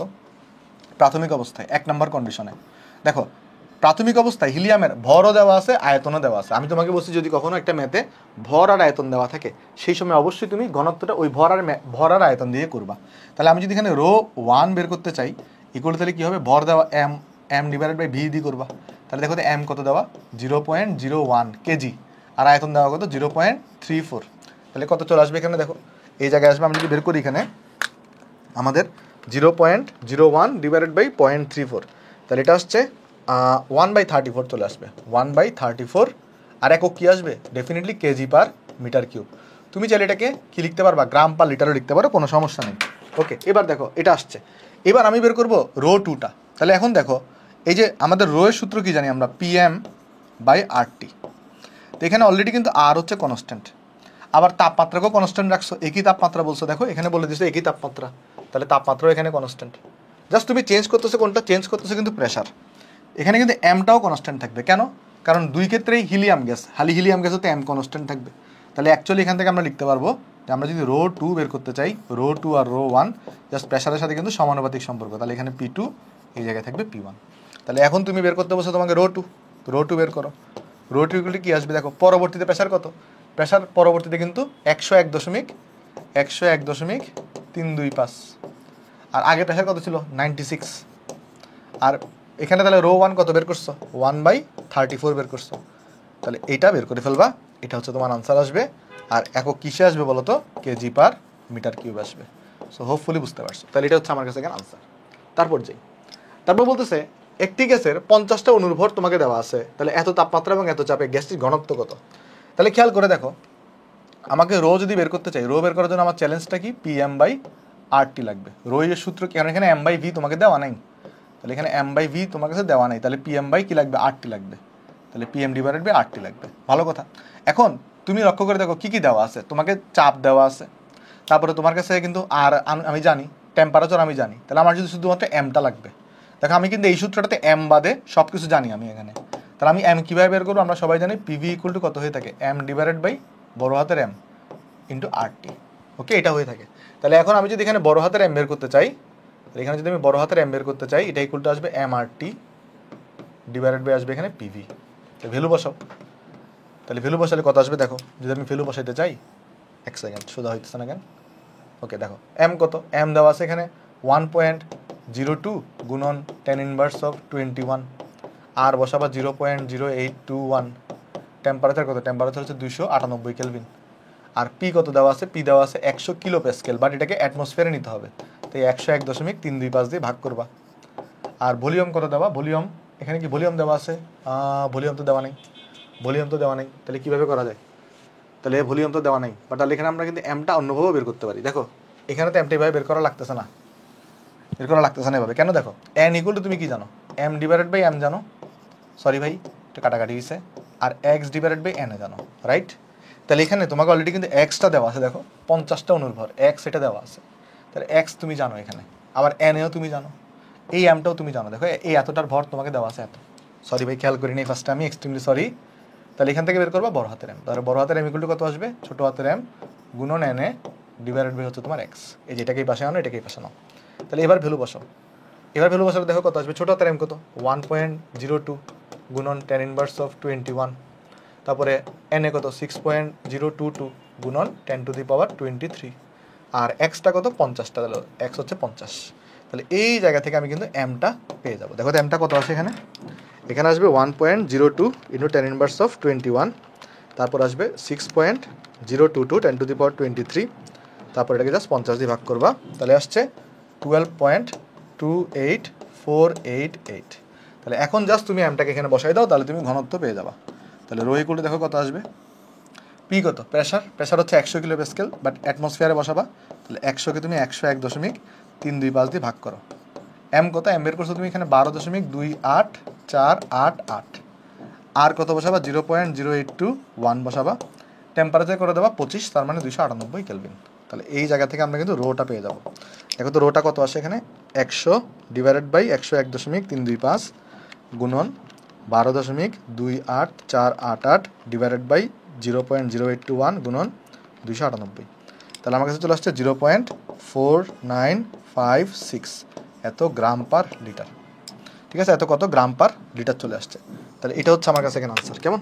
সো হোপফুলি সবাই জিনিসটা আমরা এখানে বুঝতে পারছি। তো এটা বের করলে তুমি পারবো, বাট আনসারটা তোমরা মিলাই দেখিও, বাট প্রসেসটা হচ্ছে এটা। তারপর যাই, বলছে স্থির চাপে এত লিটার আয়তন বিশিষ্ট কোনো গ্যাসের উষ্ণতা এত থেকে এত পর্যন্ত বৃদ্ধি করা হয়েছে। ভালো কথা, গ্যাসটির আয়তন এত বৃদ্ধি পেয়েছে। তাহলে ওই গ্যাসের জন্য সেলসিয়াস স্কেলে পরম শূন্য উষ্ণতার মান কত হবে? দেখো যখনই তোমাকে পরম শূন্য উষ্ণতার মান বের করতে বলবে আর এরকম ডাটা দেওয়া থাকবে, তুমি সুন্দর মতো ওই যে গ্রাফটা এঁকে ফেলবা। যেমন আগেও এরকম করছি না, গ্রাফ আঁকছি না। যখনই তোমাকে কি করতে বলবে? পরম শূন্য উষ্ণতার মান বের করতে বলবে, মানে ওই যে -273.13 এটা যেটা আছে সেটা, তখনই তুমি কি করবে? একটা গ্রাফ অঙ্কন করবা। বাট গ্রাফটা কিভাবে অঙ্কন করতে হবে? দেখো তো, স্থির চাপে। তার মানে এখানে কোন সূত্র অনুযায়ী গ্রাফ আঁকতে হবে? তাহলে এখানে চাপ যেহেতু স্থির, তাহলে মানে এখানে কোনটা সূত্র ইউজ হবে? চার্লসের সূত্র। তাহলে চার্লসের সূত্র থেকে যদি আমরা দেখার চেষ্টা করি, আমার গ্রাফটা কীরকম হয় দেখো তো। আমার গ্রাফটা যেটা ছিল, তাহলে এটা ছিল আমার এখানে যদি আমি এক্স অক্ষ দিই, আর এই জায়গায় যদি আমরা ওয়াই অক্ষ দিই, ওকে ওয়াই অক্ষ দিলাম এই জায়গায়। দেখো আমি তাহলে কি বনাম কি আঁকবো, ভি বনাম থিটার গ্রাফ আঁকবো। দেখো তাহলে আমাদের সবাই জানি আমরা গ্রাফটা কীরকম হয়ে থাকে, এই গ্রাফটা হয়ে থাকে তোমার এই টাইপের একটা গ্রাফ। ওকে, খুব ভালো কথা। কি দেওয়া আছে দেখো তো এখানে, 5 লিটার আয়তন বিশিষ্ট কোনো গ্যাসের উষ্ণতা 0 ডিগ্রি সেলসিয়াস থেকে 35 ডিগ্রি সেলসিয়াস বৃদ্ধি করছো। তাহলে খেয়াল করে দেখো, এইখানে ফার্স্টে ছিল 0 ডিগ্রি সেলসিয়াস, তখন আয়তন ছিল কতটুকু, তখন আয়তন ছিল 5 লিটার, তখন আয়তন ছিল 5 লিটার। তাহলে এই পয়েন্টের স্থানাঙ্ক তুমি কি বলবা, এক্সের ভ্যালু তো 0 আর ওয়াইয়ের ভ্যালু হচ্ছে 5। এখন তুমি তাপমাত্রা বৃদ্ধি করছো কতটুকু, 35 ডিগ্রি সেলসিয়াসে গেছো, তার মানে এখানে তাপমাত্রাটা কত, 35 ডিগ্রি সেলসিয়াস। আর এই অবস্থায় তাহলে এখানে তাহলে আয়তন কত হবে দেখো, এখানে তাহলে আয়তন কত হবে দেখো, দেখো তো ভালো করে, আয়তন কতটুকু বৃদ্ধি পেয়েছে, আয়তন বৃদ্ধি পেয়েছে কিন্তু 640 সেন্টিমিটার কিউব বা 640 মিলিলিটার বা 0.64 লিটার। তাহলে এইখানে তাহলে আমার ইয়াটা কত হবে, ভলিউমটা কত হবে দেখো, আগে ভলিউম ছিল 5 লিটার প্লাস আয়তন বৃদ্ধি পেয়েছে কতটুকু, 640 সেন্টিমিটার কিউব, তার মানে 640 ml, তার মানে হচ্ছে 0.64, তাহলে 0.64 লিটার। তাহলে এখানে স্থানাঙ্কটা কত হবে, এক্সের ভ্যালু হচ্ছে 35 আর ওয়াইয়ের ভ্যালু হচ্ছে তোমার 5.64। আর এইখানে তুমি তখন এখানে কি বের করবা, এখানে এক্সের ভ্যালু কত, এক্সের ভ্যালু হচ্ছে আমি যদি ধরে নিলাম থিটা, আর ওয়াইয়ের ভ্যালু এখানে ডেফিনেটলি 0 হবে। তারপর তুমি এটাকে এ বিন্দু বলো, এটাকে বি বিন্দু বলো, এটাকে সি বিন্দু বলো, দেন ঢালের মাধ্যমে বের করবা। বাকিটা আমি করে দিচ্ছি না, বাকিটা তোমার বাড়ি কাজ থাকবে, বাকিটা তোমার কাছে এখানে বাড়ি কাজ থাকবে। বুঝা গেছে জিনিসটা, হোপফুলি বুঝতে পারছো। তারপর চলো নেক্সটে চলে যাই। নেক্সটে দেখো বলতেছে কি, একটা হাইড্রোজেন সিলিন্ডার এত চাপ সহ্য করতে পারে, তার মানে এটা হচ্ছে তার একটা, মানে এর থেকে যদি বেশি চাপ দাও তাহলে সিলিন্ডারটা বিস্ফোরণ ঘটবে। তার মানে এটা কিন্তু তার পি ম্যাক্স, মানে সে এতটুকু চাপ কি করতে পারবে, এতটুকু চাপ সহ্য করতে পারবে, তাহলে এটা হচ্ছে তার পি ম্যাক্স। এর থেকে যদি বেশি চাপ দাও তাহলে সেটা কিন্তু বিস্ফোরিত হবে। যখন উষ্ণতা 15 ডিগ্রি সেলসিয়াস তখন চাপ হচ্ছে এত, তাহলে কোন উষ্ণতায় বিস্ফোরণের আশঙ্কা থাকবে, মানে টি2 কত হইলে পি ম্যাক্স অর্জিত হবে। চলো দেখার চেষ্টা করি। তাহলে এখানে কিন্তু আয়তন নিয়ে কোনো কথাবার্তা বলা নাই, জাস্ট টেম্পারেচার নিয়ে কথাবার্তা বলতেছে, তাই না? তাহলে এখানে আমাদের প্রেশার আর টেম্পারেচারের সম্পর্ক, তাহলে আমি যদি লিখতে চাই এখানে টি2 বের করবো আর এটা টি1 রাখবো এখানে, তাহলে এখানে চলে আসবে আমার পি2, এখানে চলে আসবে আমার পি1। তাহলে এখন আমি যদি টি2 বের করতে চাই তাহলে টি2 ইকুয়াল টু কত, পি2 মানে কত, যে সর্বোচ্চ চাপ, অর্থাৎ 7 গুণন 10⁶, পি1 কত 1.7 গুণন 10⁶। আর এখানে তাহলে টি1টা কত হবে, এই যে 15 ডিগ্রি সেলসিয়াস, তার মানে 273 সাথে 15 যোগ করে 288। মানে বুঝতে পারছো যে আমরা দেখতেছি যে এই তাপমাত্রাতে সর্বোচ্চ চাপটা অর্জিত হবে। তার মানে এই তাপমাত্রার থেকে যদি একটু বাড়াও তাহলে সেখানে বিস্ফোরণের আশঙ্কা থাকবে। তাহলে এই জায়গাতে তুমি টি2 বের করে ফেলবা, তাহলে বলবা যে এত তাপমাত্রায় এটা বিস্ফোরণের আশঙ্কা আছে। এর থেকে যদি বেশি তাপমাত্রা রাখো, মানে টি2 একটা ভ্যালু বেরোবে, এরপর বলবা এটা তাহলে এই তাপমাত্রায় সর্বোচ্চ চাপ অর্জিত হয়, তার মানে এর থেকে যদি বেশি তাপমাত্রা বাড়ানো হয় সামান্য, তাহলে সেখানে বিস্ফোরণ ঘটবে। তারপর দেখো বলছে কি যে কোনো একটা কাচের পাত্রে এত ডিগ্রি সেলসিয়াস উষ্ণতায় বায়ু আছে, চাপ অপরিবর্তিত রেখে কোন উষ্ণতায় পাত্রকে উত্তপ্ত করলে প্রাথমিক আয়তনের 1/3 অংশ বায়ু বের হয়ে আসবে। দেখো ভালো করে লক্ষ্য করে দেখো, বলতেছে এখানে একটা তোমার পাত্র আছে, এখন পাত্রের মধ্যে ইনিশিয়ালি টেম্পারেচার রাখছো কতটুকু, ইনিশিয়ালি টেম্পারেচার রাখছো টি1 হচ্ছে এখানে 30 ডিগ্রি সেলসিয়াস, বা আমরা বলতে পারি 303 কেলভিন। ওকে, এখন বলতেছে কত তাপমাত্রাকে কত করলে কি হবে, কোন তাপের উত্তপ্ত করলে প্রাথমিক আয়তনের 1/3 অংশ বায়ু বের হয়ে আসবে। তাহলে জিনিসটা খেয়াল করে দেখো, তাপমাত্রা বাড়ালে অবশ্যই আয়তন বাড়বে, তাহলে ডেফিনেটলি এখানে ভি2টা, যেহেতু তুমি এখানে তাপমাত্রা বাড়াইছো, দেখো কোশ্চেনে কিন্তু বলছে তাপমাত্রাকে বাড়াইছো, উত্তপ্ত করছো, তার মানে ডেফিনেটলি টি2টা টি1 থেকে বড় হবে, তাহলে ডেফিনেটলি ভি2টা ভি1 থেকে বড় আসবে, তাহলে definitely delta V equal to কত আসবে, মানে বেরিয়ে যাওয়া আয়তন, এটা ইকুয়াল টু ভি2 মাইনাস ভি1 হবে। এখন এটা কি বলতেছে, এটা হচ্ছে এই যে বেরিয়ে যাওয়া এই আয়তনটা, সেটা হচ্ছে কতটুকু আয়তন বেরিয়ে যাবে, প্রাথমিক আয়তনের 1/3 অংশ, তাহলে ডেল্টা ভি ইকুয়াল টু কত হবে, প্রাথমিক আয়তন যদি ভি1 ধরো তাহলে এটার 1/3 অংশ বের হয়ে যাবে।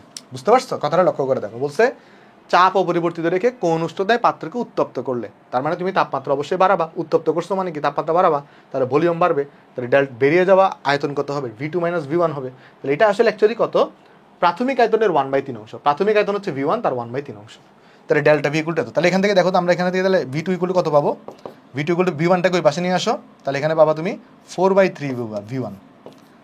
এই যে দেখো ভি1টাকে তুমি এই পাশে নিয়ে আসো, তাহলে কি আসবে, ভি2 equal to V1 plus 1/3 V1, তার মানে 4/3 ভি1 চলে আসছে। ওকে, এখন তো কিন্তু খুব ইজি, এখন আমাকে জাস্ট বলছে টি2 বের করো, আর তুমি এখানে বলছো চাপ অপরিবর্তিত রাখো। তাহলে এখন আমি যদি টি2 বের করতে চাই, একদম এখন ইজি অঙ্ক দেখো, এখন আমি যদি টি2 বের করতে চাই তাহলে এখানে কিন্তু ভলিউমের সাথে সমানুপাতিক সম্পর্ক, তাহলে এখানে বসাবা ভি2, আর এই জায়গায় বসাবা তুমি ভি1, আর এই জায়গায় বসাবা তুমি টি1, ভ্যালু বসাই দাও এবার।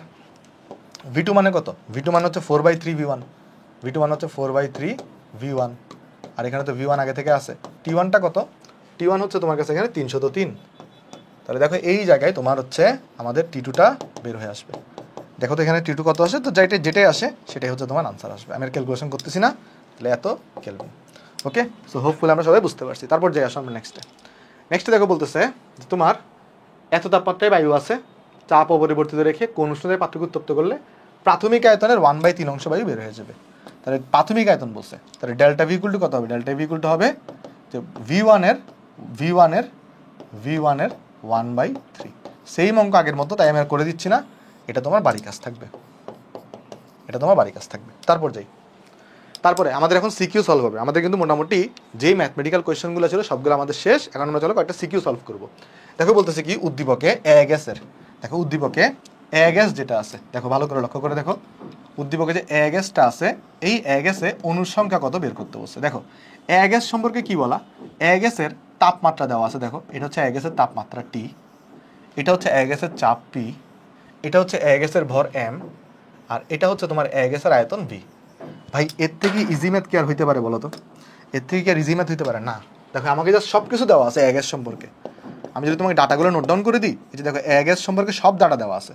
কী কী ডাটা দেওয়া আছে দেখো, এ গ্যাসের টেম্পারেচার দেওয়া 30 ডিগ্রি সেলসিয়াস, কারণ এটা দেখো ডিগ্রি সেলসিয়াসে লেখা, তার মানে 303 কেলভিন। তারপর এ গ্যাসের প্রেশার দেওয়া কত? 0.974 অ্যাটমসফিয়ার। তারপরে এ গ্যাসের ভর দেওয়া কত? ভর দেওয়া হচ্ছে 1.26 গ্রাম। তারপর দেওয়া কি, এ গ্যাসের আয়তন করে দেওয়া আছে V, আয়তন দেওয়া তোমার কাছে এখানে হচ্ছে আমাদের 500 ml দেওয়া।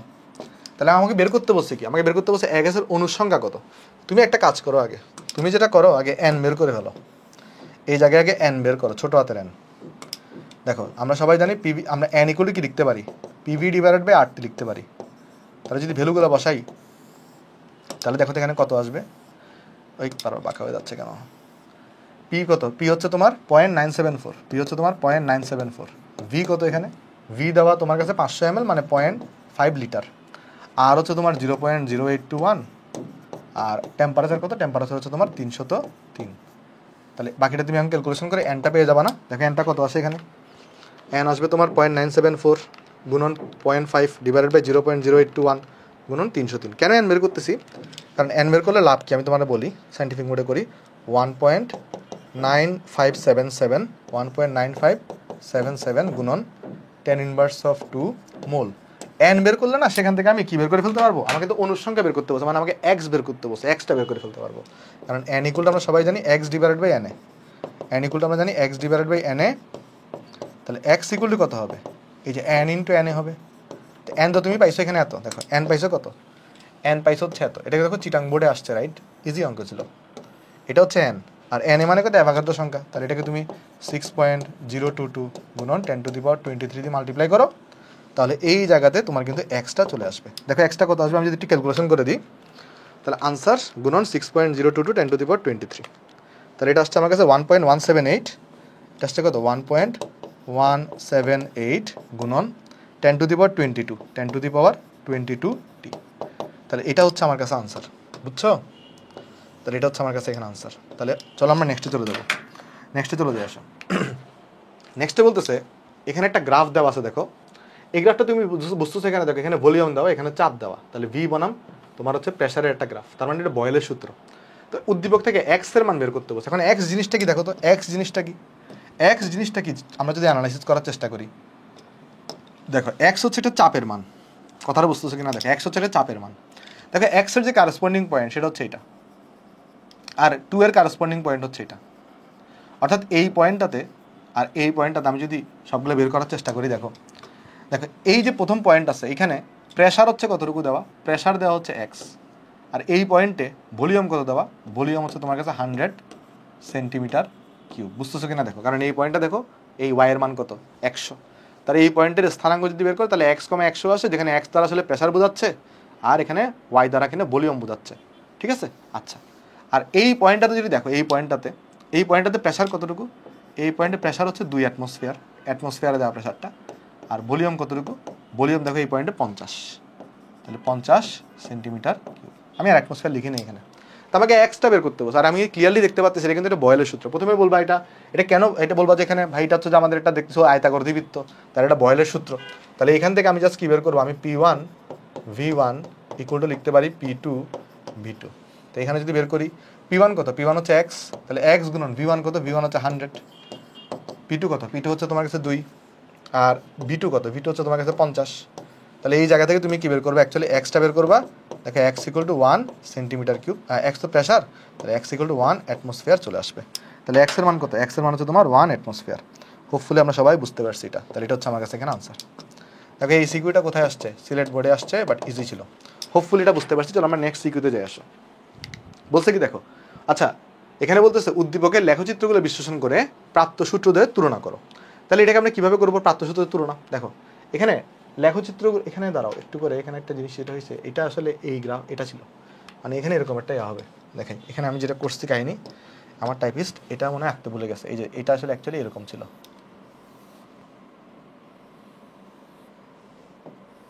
বুঝছো, এটা ছিল এরকম, ওই যে আয়তা করে আগেরটাই, মানে এটা কিন্তু আগে এটা হচ্ছে গ নাম্বার কোয়েশ্চন ছিল, ওইটা ঘ নাম্বার কোয়েশ্চন ছিল, বাট এখানে হচ্ছে আনতে ভুলে গেছে। যাই হোক সমস্যা নেই, এটা এবং এটা ওকে। তাহলে আমি এখান থেকে পেয়ে গেছি যে এইখানে প্রেশার কত, এক্স এর মান কত বের করছো, এখানে এক্স এর মান আগের অঙ্কে বের করছো 1, তাহলে এটা হচ্ছে 1,100, আর এখানে আমরা পেয়ে গেছি 2,50, 2,50, ঠিক আছে, 2,50, আর এই গ্রাফটা এখানে যোগ করে দিয়ে আসো।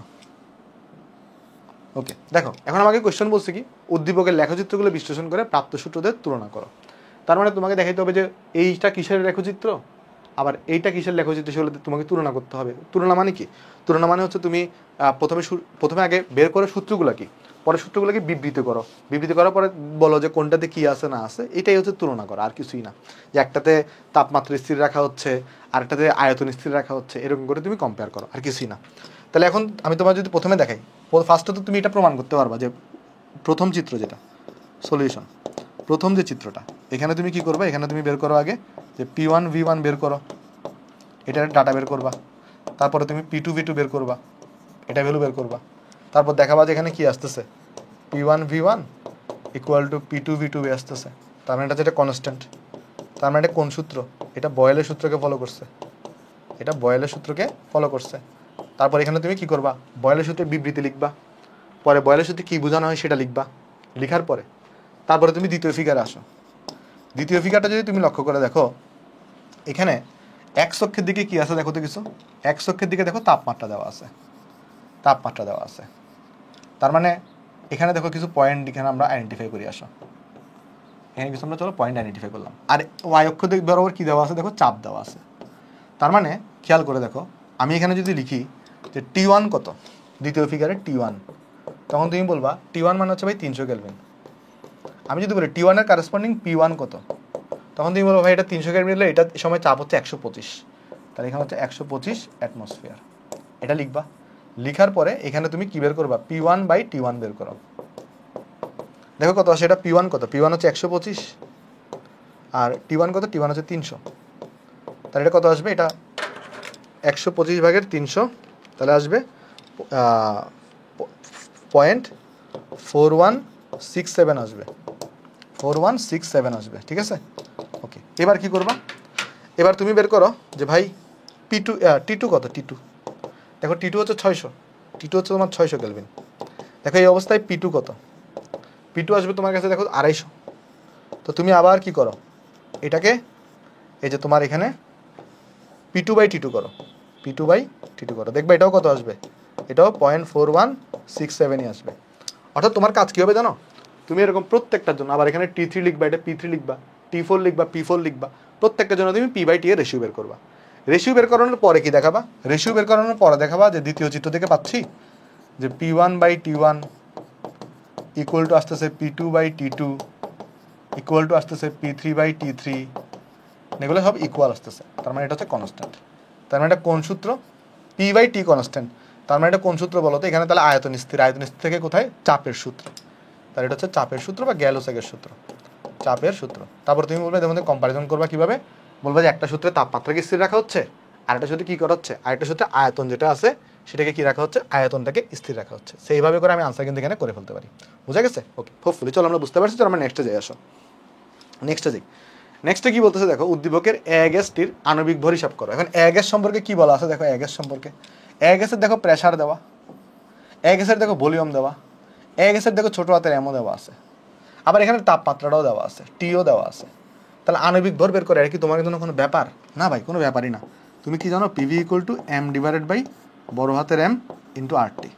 তাহলে এই জায়গা থেকে বড় হাতের এমটা বের করে ফেলতে পারবা না? তাহলে এখানে আসবে কত, এখানে আসবে m R T divided by এখানে আসবে পিভি।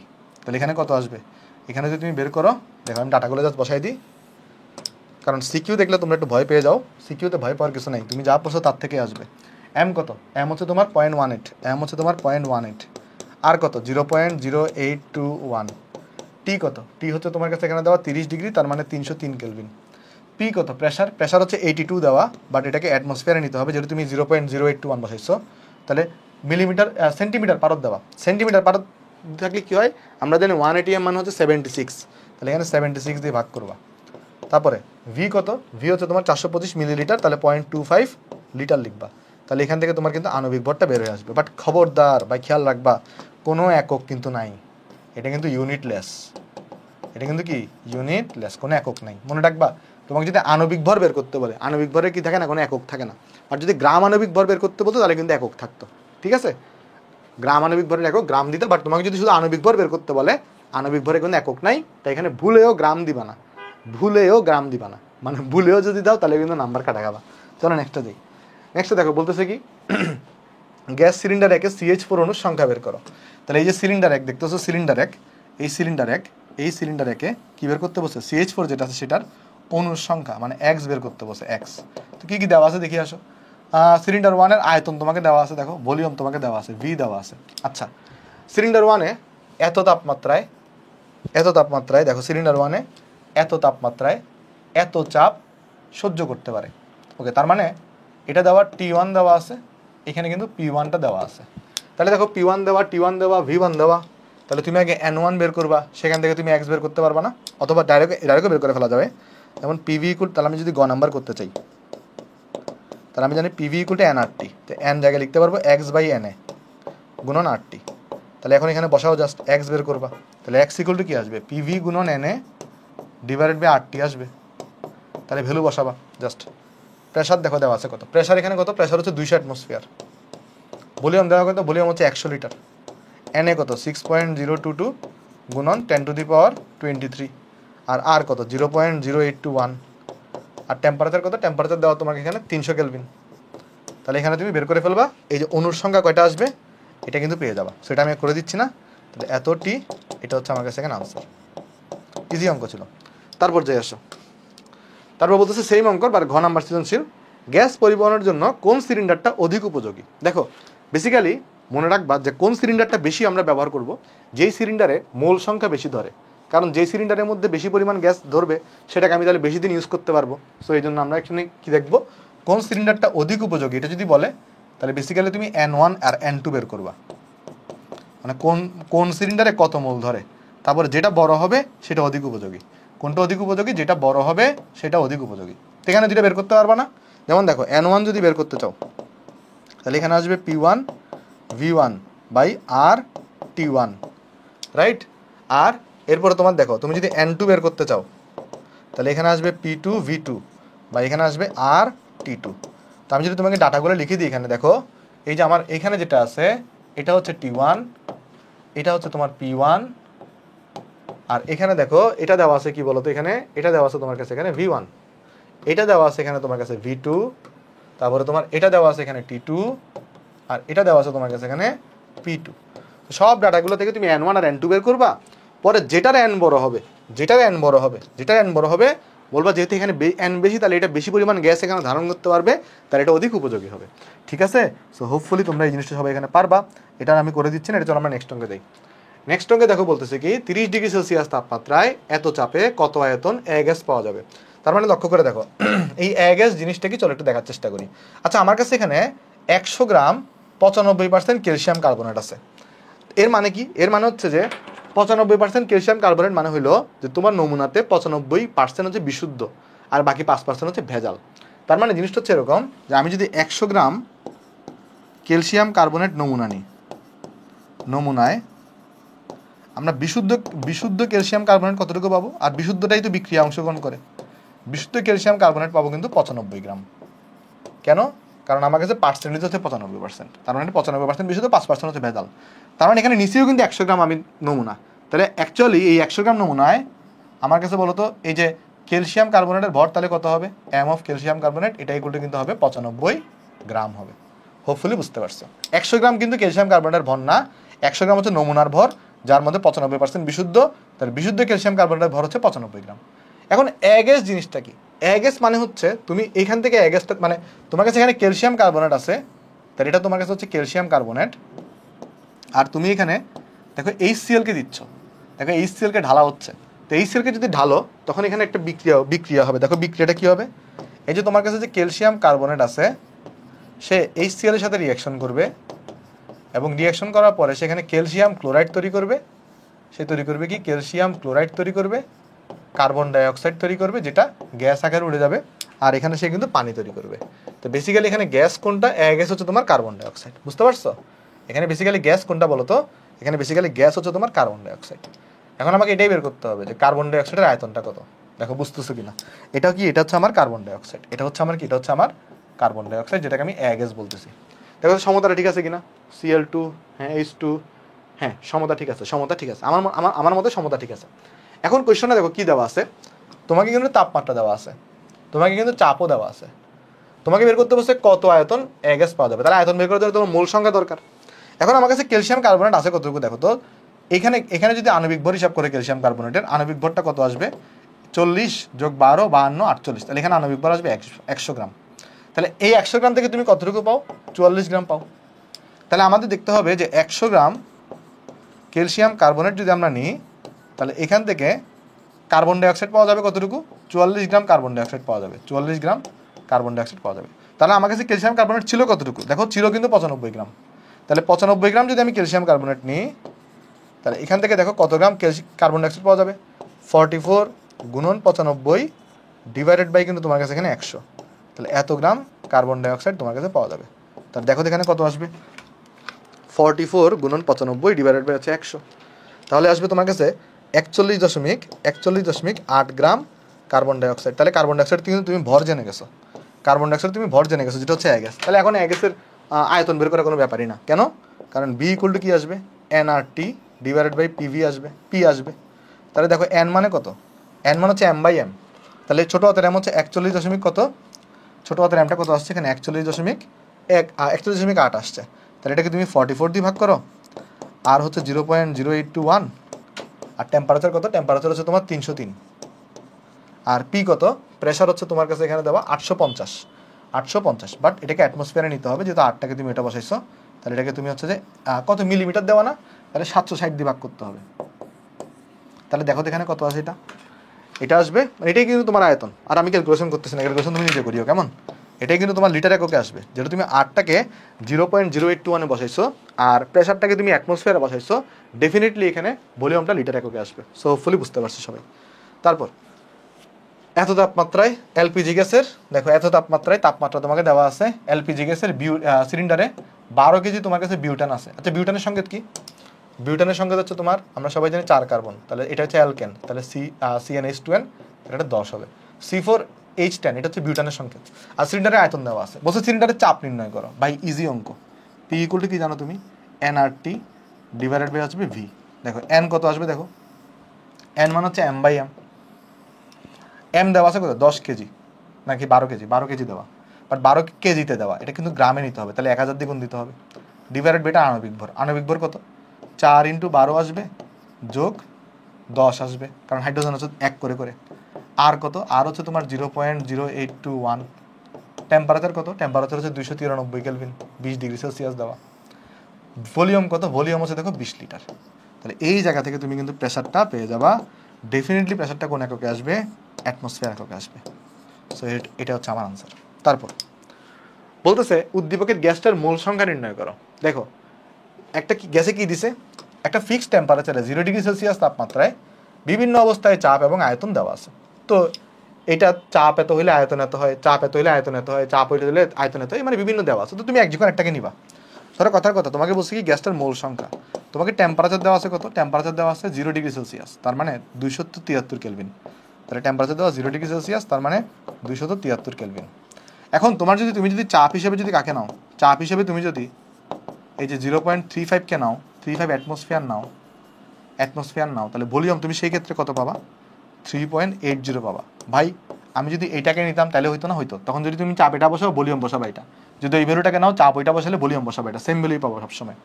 বলছে মোল সংখ্যা বের করো, এন বের করো, এন ইকুয়াল টু সবাই আমরা জানি পিভি ডিভাইডেড বাই কি হয়, আরটি হয়। তাহলে বের করো, আসো দেখো ভ্যালুগুলো বসাই দাও। প্রেশার কত, প্রেশার হচ্ছে 0.35, ভলিউম কত, ভলিউম হচ্ছে 3.80, আর কত 0.0821, আর টেম্পারেচার কত, টেম্পারেচার হচ্ছে 273 কেলভিন। সেখান থেকে তুমি বের করে ফেলো যে তোমার মোল সংখ্যাটা কত আসবে। আমি আর বের করে দিচ্ছি না, সেটা তুমি বের করবা, এত মোল আসবে। ঠিক আছে, তারপর যাই, চলো আমরা তারপর যাই। বলতেছে কোন সূত্রটাকে সমর্থন করবে। ভাই এগুলো থেকে ইজি মেথড হইতেই পারে না। কেন হইতে পারে না? দেখো তুমি কি করবা, সলিউশন করবা। তুমি বুঝতে পারতেছো এখানে তাপমাত্রাকে স্থির, তার মানে এটা বয়েলের, ডেফিনেটলি বয়েলের সূত্রকে ফলো করবে। তো এখানে তোমার কাছে P1 দেওয়া আছে কত, P1 দেওয়া আছে 0.35 অ্যাটমসফিয়ার, একটা করে দিই আমি। তারপর এখানে তোমার কাছে এই সময় V1 কত, 3.80 লিটার। তুমি পান্তাভাতের মধ্যে কি করবা, P1 V1 বের করবা, একটা ফিক্সড ভ্যালু পাবা, তাই না, গুণফল করবা দুটাকে। এরপরে কি করবা, P2 মানে করে দেওয়া, P2 মানে দেওয়া 0.50 অ্যাটমসফিয়ার। তারপরে V2 করে দেওয়া আছে, দেখো এটা কারেসপন্ডিং ভলিউমটা কত, 2.66 লিটার। তো এখানে বের করবা P2 V2, এখানে তুমি একটা ফিক্সড ভ্যালু পাবা। সেমভাবে প্রত্যেকটার জন্য, অর্থাৎ সেমভাবে প্রত্যেকটার জন্য, যেমন P4, তারপরে তোমার হচ্ছে এখানে B4, এগুলো বের করবা। তারপরে তোমার হচ্ছে এখানে P4 B4, এটা বের করবা। আমি আর করে দিচ্ছি না, কেমন, আমি আর করে দিচ্ছি না, প্রত্যেকটা বের করবা। দেখবা প্রত্যেকটা সমান আসতেছে বা কাছাকাছি ভ্যালু আসতেছে, সমান বলতে পারবে এটাকে। তাহলে তখন দেখবা তুমি P1 V1 equal to P2 V2 equal to P3 V3 equal to P4 B4। তাহলে এটা কোন সূত্রকে সমর্থন করবে, এটা বয়েলের সূত্র। মানে তুমি এখানে লিখে দিবা যে P1 V1 equal to P2 V2, এটা ইকুয়াল দিয়ে লিখবা ডেফিনেটলি। তাহলে এটা কোন সূত্রকে ফলো করবে, বয়েলের সূত্র যেটা আছে, বয়েলের সূত্রটাকে ফলো করবে। কেমন? সো আশা করি তোমরা এতটুকু এখানে বুঝতে পারছো সবাই। তাহলে চলো এরপর আমরা চলে যাই, আসো এখন আমরা আলোচনা করবো। দেখো আমাকে বলছি কি সময় আয়তনের দুইটা সিলিন্ডার আছে, এ এবং বি। এ সিলিন্ডারে 300 কেলভিন তাপ, মানে 300, তাহলে বুঝো, তাহলে তোমার কাছে দুইটা সিলিন্ডার আছে যেখানে আয়তন সমান, বুঝছো? তো দুইটা সিলিন্ডার যেখানে আয়তন সমান, তার মানে এখানে যদি ভি হয় তাহলে এটার আয়তন কত, ভি হবে। ওকে, তাহলে এটা এ সিলিন্ডার, আর ধরা যাক এটা তোমার হচ্ছে বি সিলিন্ডার। বলছি কি এখন এ সিলিন্ডারে 300 কেলভিন তাপমাত্রায়, তাহলে এ সিলিন্ডারে 300 কেলভিন তাপমাত্রায় হাইড্রোজেন গ্যাস আছে, ভালো কথা। আর একই তাপমাত্রায় তার মানে 300 কেলভিন তাপমাত্রাতেই সমভরের CH4 গ্যাস আছে, তার মানে এখানে CH4 গ্যাস আছে, বাট দুইটাতে এখানে কি সমভর। সমভর মানে কি, এখানে যদি এম ভর হয়, একটার ভরও কত থাকবে, এখানে এমই থাকবে। ওকে, ভালো কথা। তো বলছে দেখাও যে এইখানে যে চাপটা হবে, এটাকে যদি আমি পি হাইড্রোজেন বলি, সেটা এখানে যে চাপ তার 8 গুণ, তার মানে PCH4 এর যে চাপ হবে সেটার 8 গুণ হবে। চলো দেখানোর চেষ্টা করি কীভাবে বের করবো। যদি আমি এখানে P(H2) বের করতে চাই, তাহলে এটা কি আসবে, nRT ডিভাইডেড বাই হচ্ছে ভলিউম। এখানে আসবে nRT ডিভাইডেড বাই আসবে ভলিউম। তাহলে এখানে দেখো n মানে কত, n মানে হচ্ছে, এখানে তো ভর তুমি এমই নিছো, বাট এখানে এটার আণবিক ভর 2, তাহলে আর এবং টি দুটাতে কিন্তু তাপমাত্রা সমান, তাই আমি আর কিছু করতেছি না। এখানে আয়তনও সমান আছে, তাহলে আয়তনটাকে আমি ভি ধরছিলাম, রাইট? ওকে, তাহলে এটা গেল এটার জন্য। আর যদি আমি CH4 এর জন্য বের করতে চাই, তাহলে কি আসবে, জাস্ট বলো তো, সেম জিনিস, জাস্ট তোমার বড় হাতের এমটা চেঞ্জ হবে। তাহলে এখানে সমভর, তার মানে এম, বাট এখানে আণবিক ভর কিন্তু 16, তাহলে RT ডিভাইডেড বাই কিন্তু ভি। অর্থাৎ এটাকে তুমি যদি 1 নম্বর সমীকরণ নাম দাও, এটাকে তুমি নিতে পারবে 2 নম্বর সমীকরণ। এখন তুমি জাস্ট কি করো, এই 1কে 2 দিয়ে ভাগ করো, তাহলে তোমার কিন্তু হয়ে যাবে কাজ। তাহলে দেখবা এখানে আসবে পি অফ হাইড্রোজেন, আর নিচে থাকবে CH4। খেয়াল করে দেখো এখানে কিন্তু MRT/V কিন্তু কাটাকাটি যাবে। তাহলে কি থাকবে এখানে দেখো, এই যে দেখো এই যে এটা কিন্তু 2টাকে নিচেও লিখতে পারো, তাহলে 1/2 হিসেবে আছে, তাহলে PS2 সাথে কিন্তু এটা 2টা নিচে থাকবে। আর এটার সাথে দেখো আবার এটা কিন্তু 16 নিচে আছে, মানে ব্যস্তানুপাতিক। তাহলে যেহেতু PCH4টা নিচে, তাহলে 16 কিন্তু উপরে উঠে যাবে। তাহলে আলটিমেটলি কি থাকবে, এখানে 8 থাকবে। তাহলে এখানে আমরা লিখতে পারবো যে পি অফ হাইড্রোজেন যেটা আছে,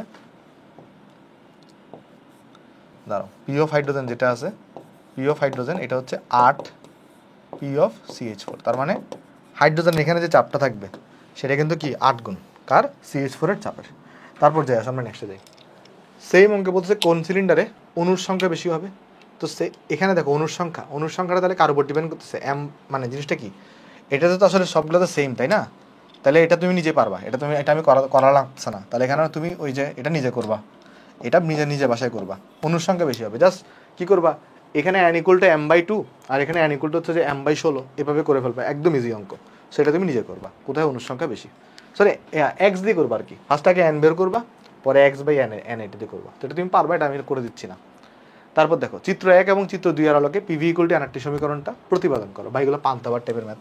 যেমন দেখো এখানে তাপমাত্রা হচ্ছে স্থির, আর এখানে কি করা হয়েছে, P ইনভার্স আর V এর মধ্যে একটা সম্পর্ক দেখানো হয়েছে। তাহলে এখানে যদি দেখো এটা মূলবিন্দুগামী সমীকরণ, তাহলে 1 নাম্বার যে ফিগার, এটাকে যদি আমি 1 নাম্বার ফিগার বলি, তাহলে দেখো 1 নাম্বার ফিগার থেকে আমি তাহলে কি পাচ্ছি, এটা হচ্ছে মূলবিন্দুগামী সমীকরণ। এখানে y এর দিকে V দিছে, একটা তাহলে কনস্ট্যান্ট আমি ধরো যাক এখানে k লিখলাম, আর এখানে তাহলে P ইনভার্স y = mx। তাহলে এখান থেকে আমি লিখতে পারবো তোমার হচ্ছে এখানে এই যে V = k/P লিখতে পারবো, রাইট? তাহলে এখান থেকে কিন্তু আমরা লিখতে পারি যে V is proportional to 1/P। আচ্ছা, আর এরপরে যদি তুমি এখানে যাও সেকেন্ড ফিগারে, যদি যাও সেকেন্ড ফিগারে দেখো কি দেওয়া আছে, 2 নাম্বার যে ফিগারটা, এখানে কিন্তু P স্থির আর ভলিউম আর T হচ্ছে, এখানে দেখো মূলবিন্দুগামী সমীকরণ। তাহলে এখান থেকে তুমি লিখতে পারবা y এর দিকে V, এখানে ধরো কনস্ট্যান্ট k আর এখানে T। তাহলে এখানে আমরা লিখতে পারবো যে V is proportional to কিন্তু T।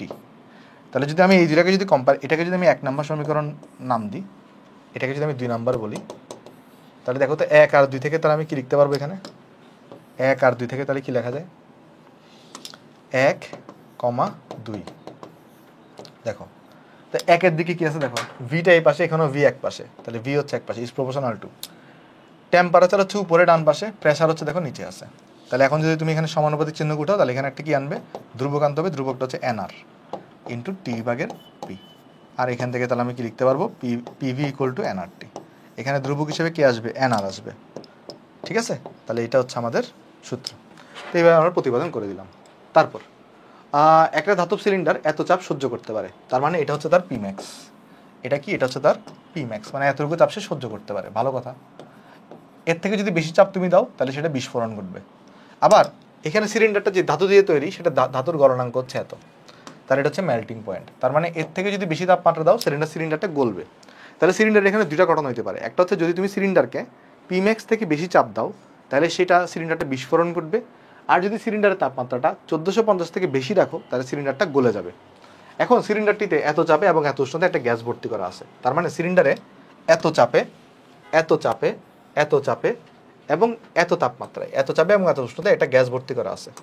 এখন সিলিন্ডারটাকে আগুনে নিক্ষেপ করছো, তাহলে সেটা কি গলে যাবে নাকি বিস্ফোরিত হবে? ওকে, দেখো তাহলে একটা জিনিস আমি তোমাকে যদি বুঝাই আসো, দেখো তাহলে সিলিন্ডারের অবস্থাটাকে আমি এভাবে একটু ব্যাখ্যা করি। ধরো এটা সিলিন্ডারের একটা আমরা ভৌত অবস্থা ব্যাখ্যা করার জন্য একটা রেখা টানলাম। সিলিন্ডারটা এখন এই অবস্থায় আছে। এই অবস্থায় সিলিন্ডারের তাপমাত্রা কত? তাপমাত্রা হচ্ছে 25°C। তাপমাত্রা হচ্ছে 25°C। আর চাপটা কত এখানে? চাপটা হচ্ছে তোমার 3.5 অ্যাটমসফিয়ার। ওকে, এইখানে চাপটা কি 15 থেকে ছোট, তাহলে সিলিন্ডারটা বিস্ফোরিত হবে না।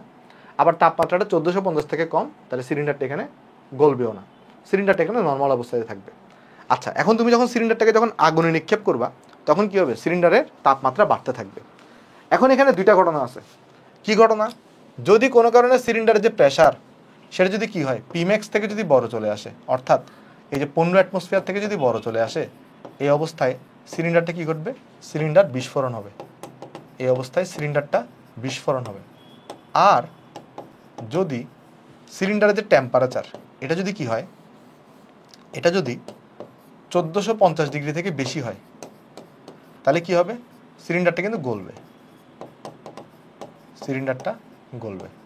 এইটা তো হইলেও গলবে, ইকুয়াল হইলেও গলবে। ওকে, আচ্ছা, আর এখানে ইকুয়াল দিব না কেন, কারণ এতটুকু চাপ সে সহ্য করতে পারে, বাট এর থেকে বেশি দিলে সে বিস্ফোরণ হবে। বাট আমরা জানি গলনাঙ্কেই গলা স্টার্ট করে, গলনাঙ্কতেই কিন্তু গলা স্টার্ট করে, তাই ইকুয়াল দিলাম এখানে। ওকে, এখন আমাকে দেখতে হবে যে অ্যাকচুয়ালি এই যে এত চাপটা, এই যে সর্বোচ্চ চাপ যেটা আছে, এই চাপটা 15 অ্যাটমসফিয়ার চাপ, আমাকে দেখতে হবে এই 15 অ্যাটমসফিয়ার চাপটা কত তাপমাত্রায় অর্জিত হয়। আমাকে কি দেখতে হবে যে এই 15 অ্যাটমসফিয়ার যে চাপটা আছে, সেটা কত তাপমাত্রায় অর্জিত হয়। কেন দেখতে হবে, চলো দেখাই। আমাকে কি দেখতে হবে, এটা কত টেম্পারেচারে অর্জিত হয়, এটা আমাকে দেখতে হবে। কেন আমি তোমাকে বলি, ধরো এমন যদি হয় যে এই চাপটা ধরো 1450°C থেকে বেশি তাপমাত্রায় অর্জিত হয়, অর্থাৎ ধরো এমন কথার কথা এটা 2000°C তাপমাত্রায়, আমি জানি না কত, বাট আমি ধরে নিচ্ছি যে 2000°C তাপমাত্রায় 15 অ্যাটমসফিয়ার চাপ পায়, তাহলে কি হবে, সেই ক্ষেত্রে সিলিন্ডারটা আগে গলে যাবে। কেন গলে যাবে? দেখো, তুমি যখন আগুনের মধ্যে সিলিন্ডারকে ফেলছো, সিলিন্ডারের তাপমাত্রা কিন্তু গ্র্যাজুয়ালি বাড়বে। সিলিন্ডারের তাপমাত্রা প্রথমে কত ছিল? 25 ছিল, তাহলে 25 থেকে আগে 50 হবে, 50 থেকে 500 হবে, 500 থেকে 1000 হবে, 1000 থেকে এভাবে গ্র্যাজুয়ালি বাড়বে। তো যদি এমন হয় যে সিলিন্ডারটা যদি 2000°C তাপমাত্রায় 15 অ্যাটমসফিয়ার চাপ অর্জন করে, আর তখন যদি সিলিন্ডার বিস্ফোরিত হয়, তো 2000°তে যাওয়ার আগেই তো 1450 চলে আসবে, তার মানে সিলিন্ডারটাকে গলে যাবে। আবার এমন যদি হয়, ধরো সিলিন্ডারের যে সর্বোচ্চ চাপ এটা যদি ধরো 1000°C তাপমাত্রায় অর্জিত হয়, তাহলে সেই ক্ষেত্রে কিন্তু আগে বিস্ফোরণ ঘটে যাবে। কেন? কারণ যখন তুমি তাপমাত্রা বাড়তে থাকবা, 1000-এ পৌঁছানো মাত্রই কিন্তু বিস্ফোরিত হয়ে যাবে, গলার আর সুযোগ পাবে না, কারণ গলবে তত তাপমাত্রায় গিয়ে। তাহলে বেসিক্যালি আমাকে বের করতে হবে যে এই যে সর্বোচ্চ চাপটা সেটা কত তাপমাত্রায় অর্জিত হয়। চলো আগে এটা বের করি আসো। তাহলে আমি ধরে নিই যদি এটা টি টু তাপমাত্রায় ধরো অর্জিত হচ্ছে, তাহলে টি টু ইকুয়াল টু কী হবে? সেই ক্ষেত্রে তাহলে এখানে লিখবো P2, P1, এখানে লিখবো T1, কারণ এখানে আয়তনের ব্যাপারে কিছু বলে নেই। তাহলে দেখো এখানে কত আসবে, P2টা কত, সর্বোচ্চ চাপ হচ্ছে এখানে 15, আদি চাপে কত দেওয়া আছে 3.5, আর এখানে তাহলে T1টা কত, T1 হচ্ছে তোমার 298। তাহলে দেখো এটা কত আছে এখানে, এটা আসবে 15/3.5 গুণন 298, তার মানে এটা 1277.14, 1277.14 এত কেলভিন তাপমাত্রায় গলবে। এটাকে যদি তুমি 273 বাদ দাও এখান থেকে, আর যদি নর্মাল মোডে করো, তাহলে আসবে 1004.14°C। তার মানে এই যে 15 অ্যাটমসফিয়ার চাপটা সেটা কিন্তু কত তাপমাত্রা অর্জিত হয়ে যায়, এই যে 15 অ্যাটমসফিয়ার যে চাপটা আছে সেটা কিন্তু 1004.1°C তাপমাত্রা, এই তাপমাত্রাতে অর্জিত হয়ে যাবে, জিনিসটা বুঝো। তার মানে এই যেখানে একটা তাপমাত্রা ধরো সেটা কত 1004.14°C, এই তাপমাত্রাতেই কিন্তু পিম্যাক্স অর্জিত হয়ে যাবে, অর্থাৎ পিম্যাক্স ইকুয়াল টু কত 15 অ্যাটমসফিয়ার, এটা অর্জিত হয়ে যাবে। তার মানে এই যে দেখো এই তাপমাত্রাতে অর্জিত হয়, আর সিলিন্ডারটা গলবে কখন, যদি সিলিন্ডারটা কত যায় 1450°C যায়। তো চিন্তা করে দেখো, তুমিই বলো আগে এখানে গেলে তাহলে বিস্ফোরণ ঘটে, আর এই তাপমাত্রায় গেলে হচ্ছে গলবে, তাহলে বলো তো কোনটা ঘটবে, গলবে নাকি বিস্ফোরণ ঘটবে?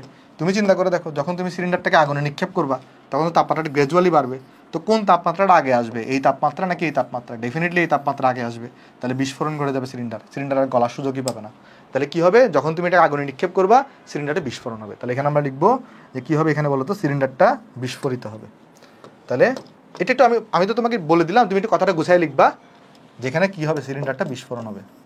আমি তো তোমাকে বলে দিলাম যে আগে পরের হিসাব তুমি তখন লিখবা যে তাপমাত্রা গ্র্যাজুয়ালি মানে ক্রমান্বয়ে বৃদ্ধি পায়, আগে এই তাপমাত্রা অর্জিত হবে, তাই গলার সুযোগ পাবে না, তাহলে সিলিন্ডারটা বিস্ফোরণ হবে আর বিস্ফোরিত হবে। সো হোপফুলি আমরা অঙ্কটা সবাইকে তো এখানে বুঝাইতে পারছি। তারপর চলো আমরা নেক্সটে চলে যাই, আমাদের মোটামুটি অলমোস্ট সিকিউ আমাদের শেষ, দুইটা ম্যাথমেটিক্যাল প্রবলেম করে আমরা কিন্তু এমসিকিউতে চলে যাবো। বলছে এত তাপমাত্রা এত চাপে একটা সিলিন্ডার সিএনজি দ্বারা পূর্ণ করা আছে, সিলিন্ডারের অভ্যন্তরে গ্যাসের চাপ এত অতিক্রম করলে সেফটি ভালভ খুলে যাবে। অর্থাৎ এটা এতটুকু পর্যন্ত যদি কি হয়, মানে জিনিসটা বুঝো, সিলিন্ডারের মধ্যে তাপমাত্রা দেওয়া আছে কত 25°C বা 298 কেলভিন, ওই অবস্থায় চাপ কত হয়, চাপ হয় তোমার 2.5 অ্যাটমসফিয়ার। বাট কোনো কারণে তোমার যদি P2টা বা Pটা এটা যদি কি হয় 3.2 অ্যাটমসফিয়ার চাপ থেকে যদি বেশি হয়, তাহলে সেই ক্ষেত্রে সেফটি ভালভ যেটা আছে সেটা কিন্তু ওপেন হয়ে যাবে, সেফটি ভালভটা ওপেন হয়ে যাবে। ওকে, সিলিন্ডারটাকে যদি 58°C উষ্ণতায় নেওয়া হয় তাহলে সেফটি ভালভটা খুলবে কিনা, তাহলে T2 ইকুয়াল টু কত 58°C। তো তুমি তাহলে এখানে বের করতে পারবে 58 যোগ 273, তাহলে তুমি বের করবা এখানে যে এই 58°C তাপমাত্রায় প্রেশার টুটা কত হয়। যদি প্রেশার টুটা এটা থেকে বড় আসে তাহলে সেফটি ভালভ খুলবে, যদি ছোট আসে তাহলে সেফটি ভালভ খুলবে না। চলো চেক করে দেখে আসো, দেখো চেক করে দেখে আসো। তাহলে এখানে আমরা কি করব, আমরা ফার্স্টে আগে প্রেশার টু বের করব, তাহলে প্রেশারের সাথে টেম্পারেচারের সম্পর্কে সমানুপাতিক, তাহলে প্রেশার 1, তাহলে ভ্যালু বসাও, এই যে 58 যোগ 273 ডিভাইডেড বাই কত, ডিভাইডেড বাই হচ্ছে 298, আর এখানে প্রেশার 1 কত, প্রেশার 1 দেওয়া 2.5। দেখো তো এটা কত আসে, এখানে প্রেশার টুটা আমরা যদি বের করতে চাই এখানে আসবে 58 যোগ 273 ডিভাইডেড বাই 298 গুণন 2.5, তাহলে এটা চলে আসছে 2.776 এত অ্যাটমসফিয়ার। যেটা কি এটা 3.2 অ্যাটমসফিয়ার থেকে ছোট, তাহলে তো ছোট, তাই এখানে কি হবে না, সেফটি ভালভ খুলবে না। তাহলে এখানে আমরা বলবো আমার এখানে সেফটি ভালভ খুলবে না, কারণ অত থেকে যদি বেশি হতো তাহলে খুলতো, বাট যেহেতু অত থেকে কম তাহলে কিন্তু সেফটি ভালভটা খুলবে না। হোপফুলি বুঝতে পারছি এটা। তারপর যাই আসো আমরা নেক্সটে যাই। নেক্সটে বলছে একটা 5 লিটার আয়তনের পাত্রে তোমার কি করছো, 5 লিটার আয়তনের পাত্রে তুমি হচ্ছে 2টা গ্যাস নিছো, রাইট? কয়টা গ্যাস নিছো? 2টা গ্যাস নিছো। দেখো এখানে 2টা গ্যাস নিছো। 5 লিটার আয়তনের পাত্রে 2টা গ্যাস আছে, একটা হচ্ছে 4 গ্রাম হাইড্রোজেন আছে, একটা হচ্ছে 7 গ্রাম নাইট্রোজেন আছে। তাপমাত্রা এত হলে চাপ কত? এটা কেন করানো উচিত আমি তোমার বলতেছি। দেখো ধরো এখানে অ্যানোভ হাইড্রোজেন কত, এটা আসবে 4/2, তার মানে এখানে আসবে 2 মোল। অ্যানোভ নাইট্রোজেন কত, এটা আসবে 7/28, তার মানে হচ্ছে 0.25 মোল আসবে, 1/4। ওকে, এখন আমরা যে লিখি যে পিভি ইকুয়াল টু এনআরটি, মনে আছে কি না? আমি এই এন দ্বারা কিন্তু বলছিলাম, এই এন দ্বারা মোট মোল বোঝায়। কি বোঝায়? মোট মোল। এটা বোঝানোর জন্য অঙ্কটা করানো। তো তোমাকে প্রেশার বের করতে বসে, প্রেশার ইকুয়াল টু কি, এনআরটি ডিভাইডেড বাই হচ্ছে ভলিউম। তুমি যদি ভ্যালু বসাও, এন এর জায়গায় তুমি কোন এন বসাবা, 2 এনটাকে যোগ করে বসাইতে হবে, তার মানে 2 + 0.25, আর হচ্ছে তোমার কত, 0.0821। আর টেম্পারেচার কত, টেম্পারেচার দেওয়া আছে এখানে 50, তার মানে 50 যোগ 273। বুঝতে পারছো? কিন্তু খেয়াল রাখবা। তারপর দেখো, তারপর কত আছে, ভি কত, এখানে ভি দেওয়া আছে কত লিটার, 5 লিটার। তো এখান থেকে তুমি পেয়ে যাবা। তো এটা তোমার প্রেশার চলে আসবে, ডেফিনেটলি এটা অ্যাটমসফিয়ার এককে আসবে। ওকে, তারপর চলো আমরা নেক্সটে চলে যাই। আসো, সো আমাদের কিন্তু তোমার সিকিউ ম্যাথ সব শেষ। আমরা 10-15 মিনিট আমরা এমসিকিউগুলো সলভ করে ফেলবো। দেখো কি বলছে, এসটিভিতে কোন একটা গ্যাসের আয়তন এত হইলে এত চাপে এত তাপমাত্রায় উক্ত গ্যাসের আয়তন কত হবে। তাহলে সিম্পল তোমার কাছে ভি2 বের করতে বসে, তাহলে তুমি এখানে ভি2 বের করবা।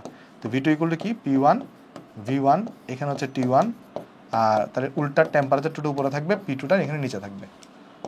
তারপর দেখো যদি ভ্যালু বসাই, ফার্স্টে এসটিভি ছিল তাহলে 273 কেলভিন, আর প্রেশার তাহলে কত ছিল, 1 অ্যাটমসফিয়ার, বাট প্রেশারটাকে ইয়াতে দেওয়া মিলিমিটার পার দেওয়া, তাহলে এটাকে আমরা 760 লিখলাম।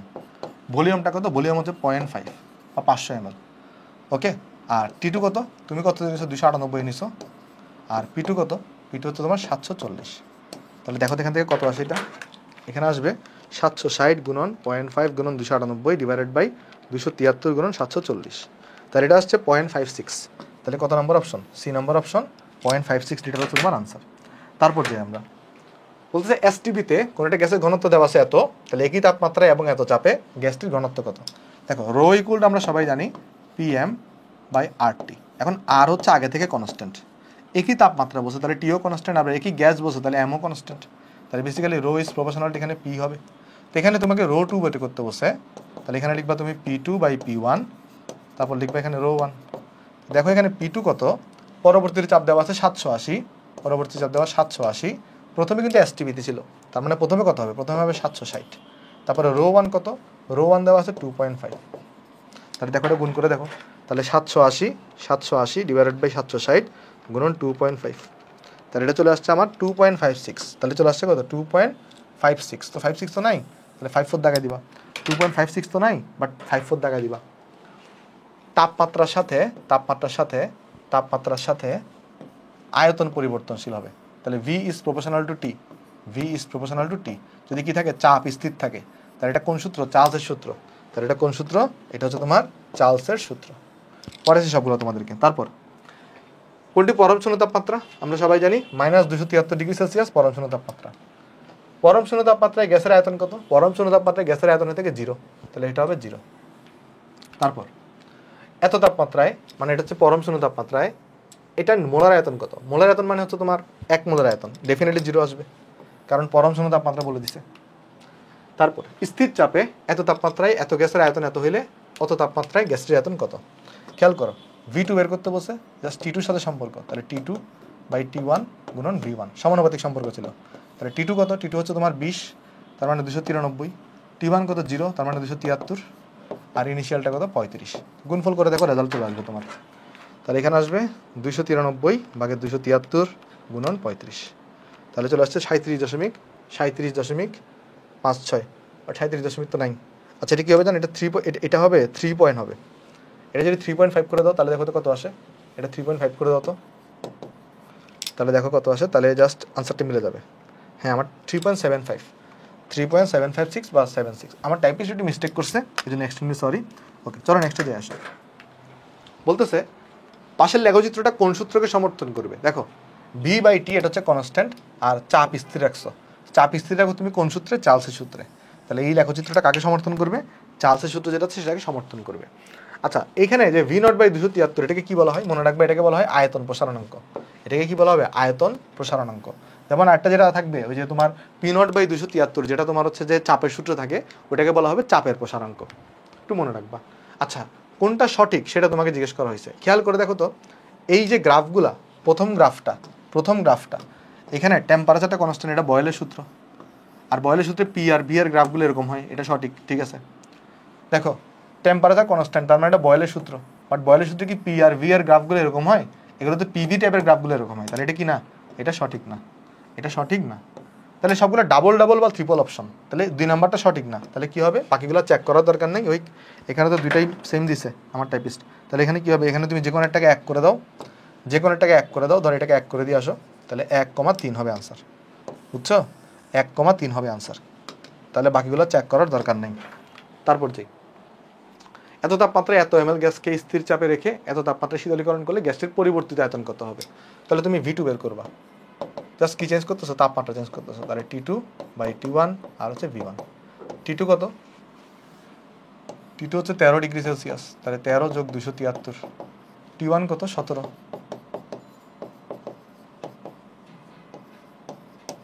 বের করো কত আসে এটা। তাহলে এখানে আসবে 286/290 গুণন 290। 286 এসছে, তাহলে এখানে কত আসছে? 286 ml। তাহলে এটা হচ্ছে তোমার আনসার, সি। তারপর চলো আমরা নেক্সটে যাই। নেক্সটে বলতেছে প্রমাণ তাপমাত্রা ও চাপে। দেখো প্রমাণ তাপমাত্রা চাপ মানে কি? STP condition. ওকে। আচ্ছা, এত চাপে কার্বন ডাইঅক্সাইড গ্যাসের ঘনত্ব তোমাকে দেওয়া আছে এত, চাপটাকে স্থির রাখছো, তাপমাত্রা পরিবর্তন করছো, তাহলে ঘনত্ব কত হবে? এখন দেখো রো ইকুয়াল আমরা সবাই জানি PM/RT। তো তুমি এখানে চাপও স্থির, এমও স্থির, আরও স্থির, শুধুমাত্র টেম্পারেচার পরিবর্তন করবা, তাহলে রো ইজ প্রপোর্শনাল কিন্তু 1/টেম্পারেচার T।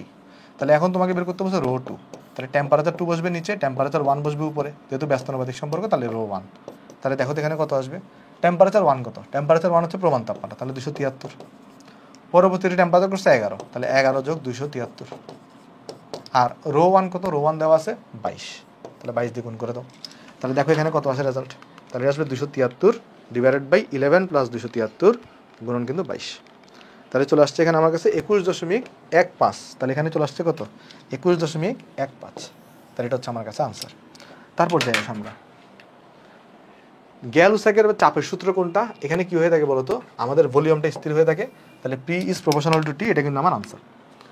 স্থির আয়তন স্থির থাকবে, তাহলে কোনটা? P/T বনাম এটা হচ্ছে এই লেখচিত্রটা। দেখো P/T এটা কিন্তু কনস্ট্যান্ট হয়ে থাকে, রাইট? এটা হচ্ছে এই লেখচিত্রটা। তারপর নির্দিষ্ট আয়তনে হিলিয়াম গ্যাসকে এত পর্যন্ত শীতল করা হলো যতক্ষণ না চাপ অর্ধেক হয়, তাহলে পরিবর্তিত তাপমাত্রা কত হবে? খেয়াল করে দেখো, জাস্ট তুমি কি করছো? তাপমাত্রা আর চাপের পরিবর্তন করতেছো। তো চাপকে তুমি কি করছো? চাপ অর্ধেক করে ফেলছো, তাহলে P2 = ½ P1। তাহলে টেম্পারেচার হচ্ছে সমানুপাতিক, তাহলে টেম্পারেচারটাও কী হবে? অর্ধেক হয়ে যাবে, ½ T1 হয়ে যাবে। তো টেম্পারেচার কত ছিল আগে? এটা ছিল 0 ডিগ্রি, তার মানে 273 কেলভিন ছিল। তাহলে টেম্পারেচারটা কত হয়ে গেছে? দেখো তো এখানে 273কে জাস্ট 2 দিয়ে ভাগ করো, তাহলে আসবে 136.5 কেলভিন। তো বলছে ডিগ্রি সেলসিয়াসে বের করতে, তাহলে 273 বাদ দাও, তাহলে আসবে 136.5 ডিগ্রি সেলসিয়াস। তাহলে দেখো এটা হচ্ছে বি নাম্বার, হচ্ছে আমার কাছে এখানে আনসার, ঠিক আছে। তারপর চলো আমরা নেক্সটে চলে যাই। নেক্সটে বলছে এত তাপমাত্রায় এত চাপে একটি পাত্রে এত গ্যাস আছে, চাপ 20% বাড়াতে পাত্রটিকে কত তাপমাত্রা রাখতে হবে? জাস্ট তুমি কি করবা? চাপটাকে 20% বাড়াচ্ছ, তাহলে P2 = কত? 1.2 P1, কারণ P1 তো আছে, P1 এর সাথে তুমি আরও 20% অ্যাড করছো। এখন বলছে কি তোমাকে? দেখো তো, এখন তোমাকে বলতেছে কি বের করতে বলছে? কত তাপমাত্রায় T2 = কত জিজ্ঞেস করছে, তাহলে অন্য কিছু চেঞ্জ করো নেই। তাহলে T2 = P2/P1 আর হচ্ছে এখানে T1, তাহলে বের করে ফেলো, দেখো কত আসে এটা। P2 হচ্ছে তোমার তাহলে এটা চলে আসবে 1.2, আর T1 দেওয়া আছে কত? 300। তাহলে দেখো এটা কত আসবে?